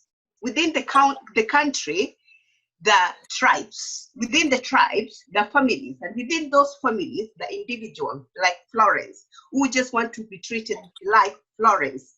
Yeah. So if you talk about my culture, yeah, you will missing the point about me identifying my needs. So I think as social worker, we need to be aware of that. That is about a person-centered, not the culture, not where you're coming from, not the family you're brought in, yeah, but about me, my need as Florence. Yeah, people-centered approach. Yeah, yeah, yeah. And I think, think, you see, let me throw some light on what that doctor said, Dr. Dide. He hit some very vital points. Immigration. When social workers come to your house, social workers are not immigration officers. Put it in your head. They don't have right to ask for your passport, except they're doing an assessment that they just want to ask you for your identity as part of the assessment. But they are not there to start scrutinizing your stay or whatever. That is for immigration officer. If they have problem with that, they will contact the agency, the UKBA, to sort that bit out. But when you are panicking as somebody and you are showing as if you are also illegal, they can contact the police or whatever UKBA to say, we suspect this person might be an illegal in the country. But if they come to your house, they are not coming because of your immigration status. That is not the reason they're there.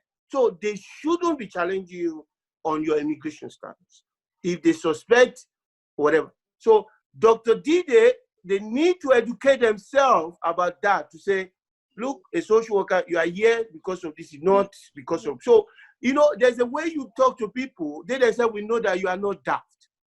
So the social worker is there, not an, if an immigration officer comes, he can challenge. If a police comes, everybody has their duties. So minority families must understand that the social worker's job is not to be challenging you about your immigration status.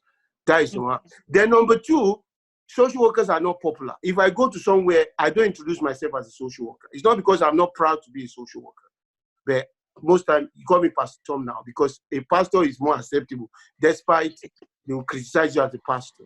So social work is not a fashionable job. People will pass that. It's like a police officer. If you go somewhere and see a police officer, nobody likes you.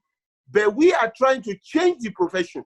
We are trying to put good practice into the job, and people are seeing it.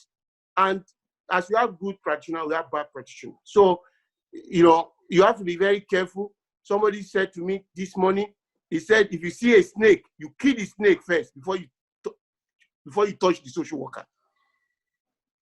First, kill social worker first. Kill the social worker first before you kill the snake. That is that's what so, but is it right? It is not. So we have to change the profession. Yeah. We have to change the mentality.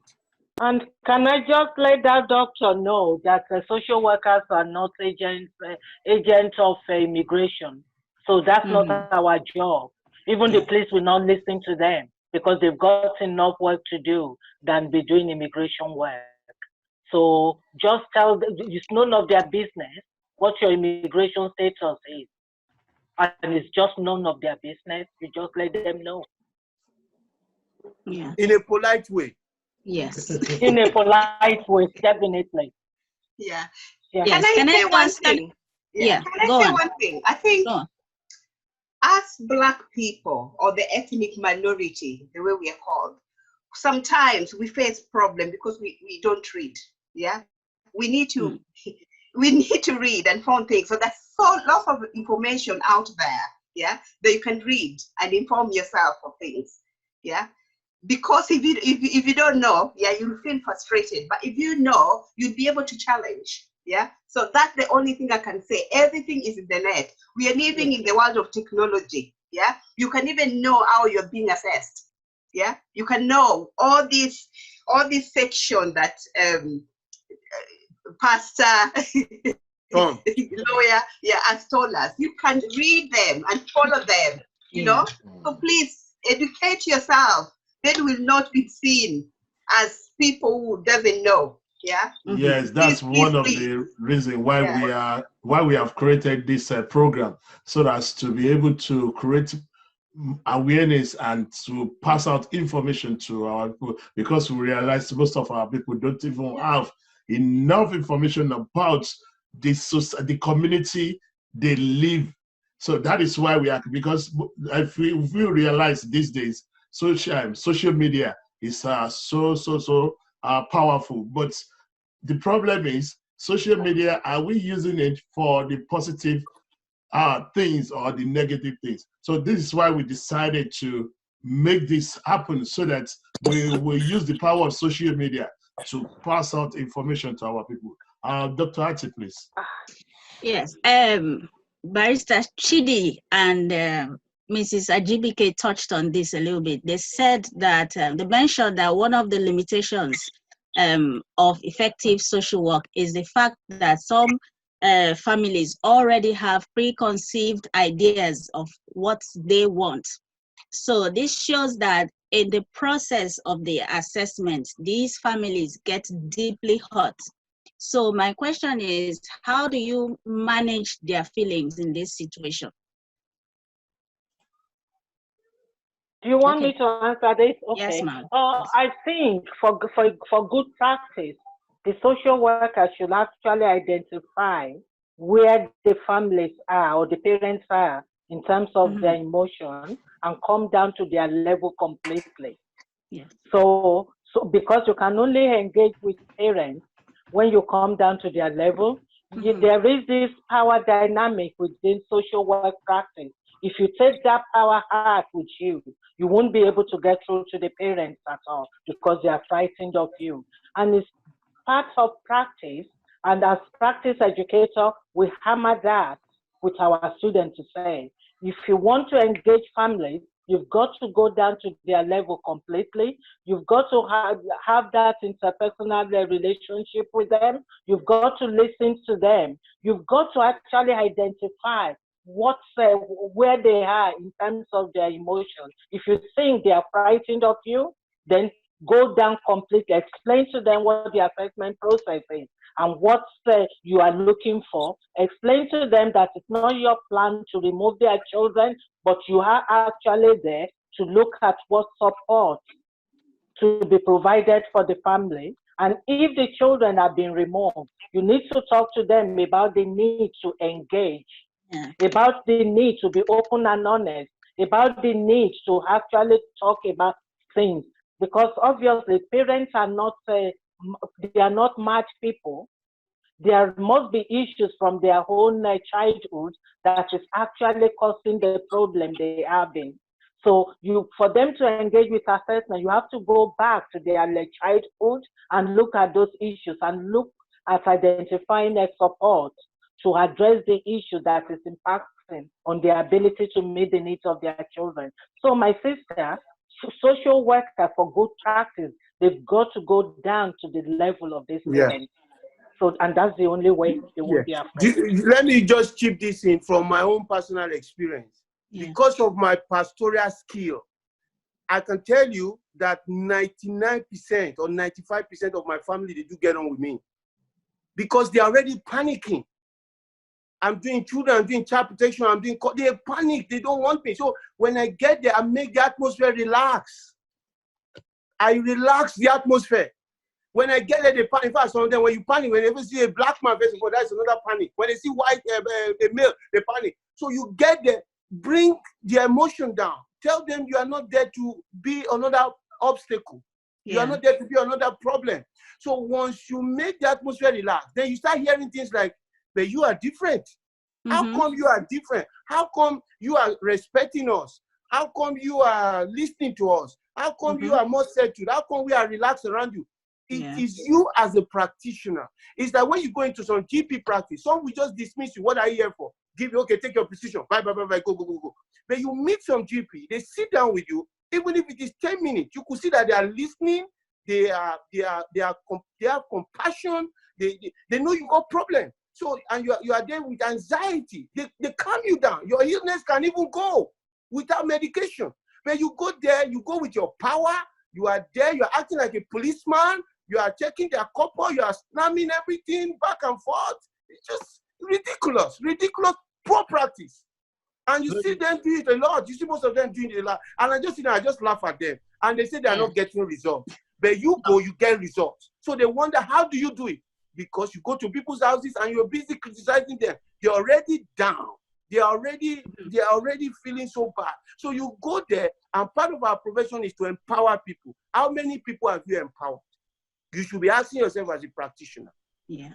And if I say something again, if I can say something, can I say something? I think, again, it's how. The how is very important, the how we do things.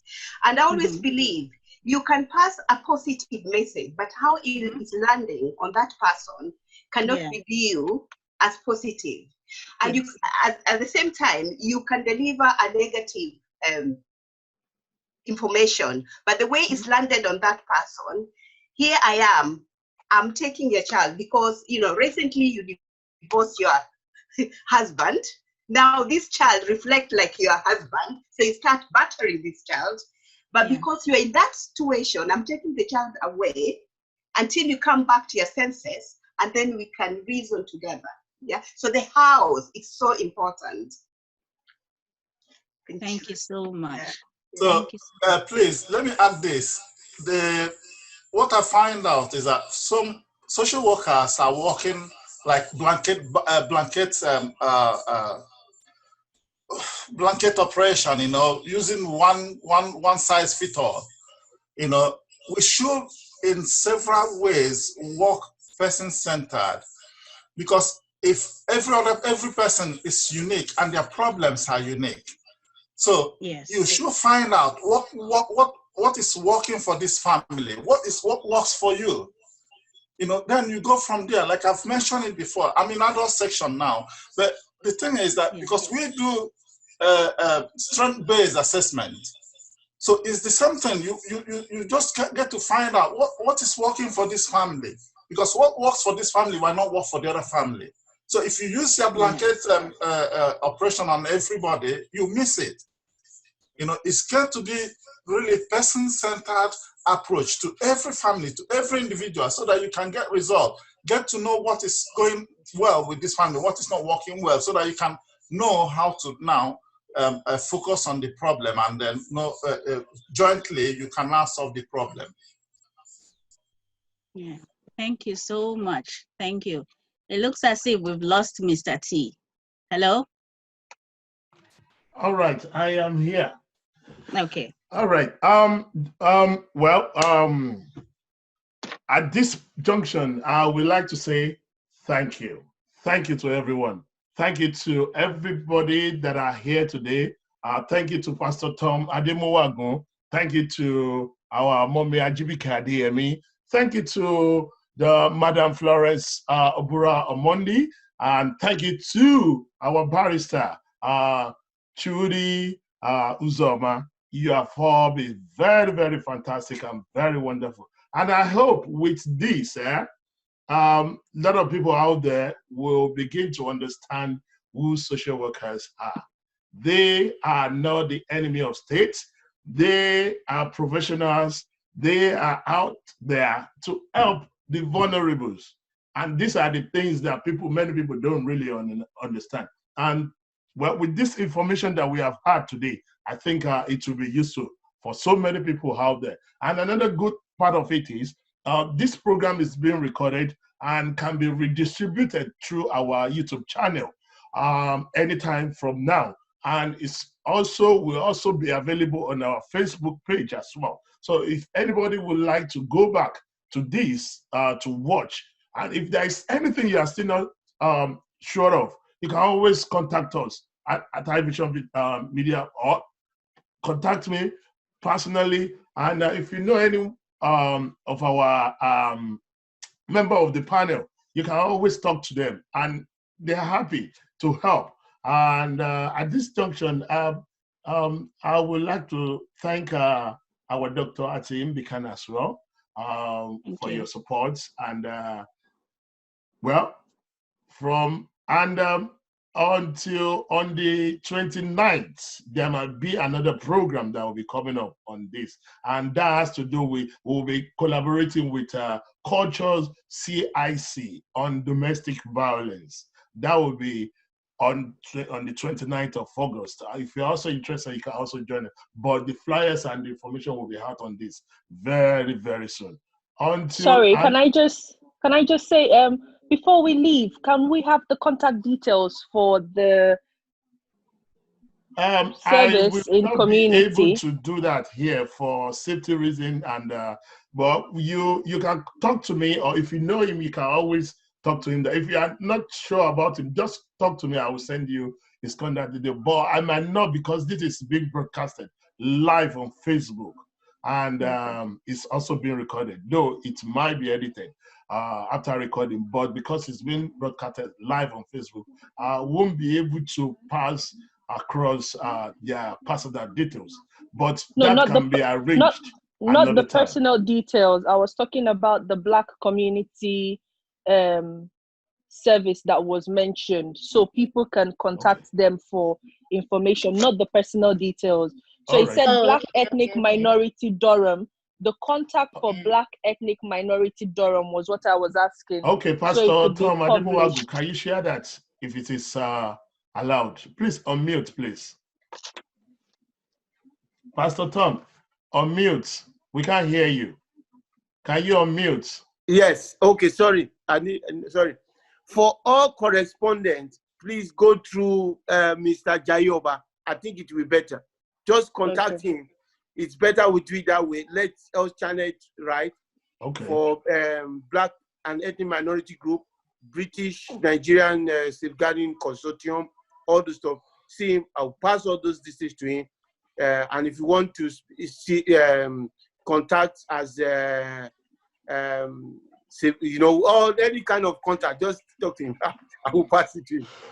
Okay, with that, I've got my email address on here. It's called ivision043 @gmail.com. You can always send us a message. I've just sent it. You can just go through the chat. The email address is there. You can copy it. Just send a mail to us, and I will definitely get back to you. Well, at this junction, I want to say thank you. Thank you. Thank you. And until next time we come your way, this is iVision43 Media Production, and this program is called Community Concern. Until next time, I'm saying bye-bye. Thank you all.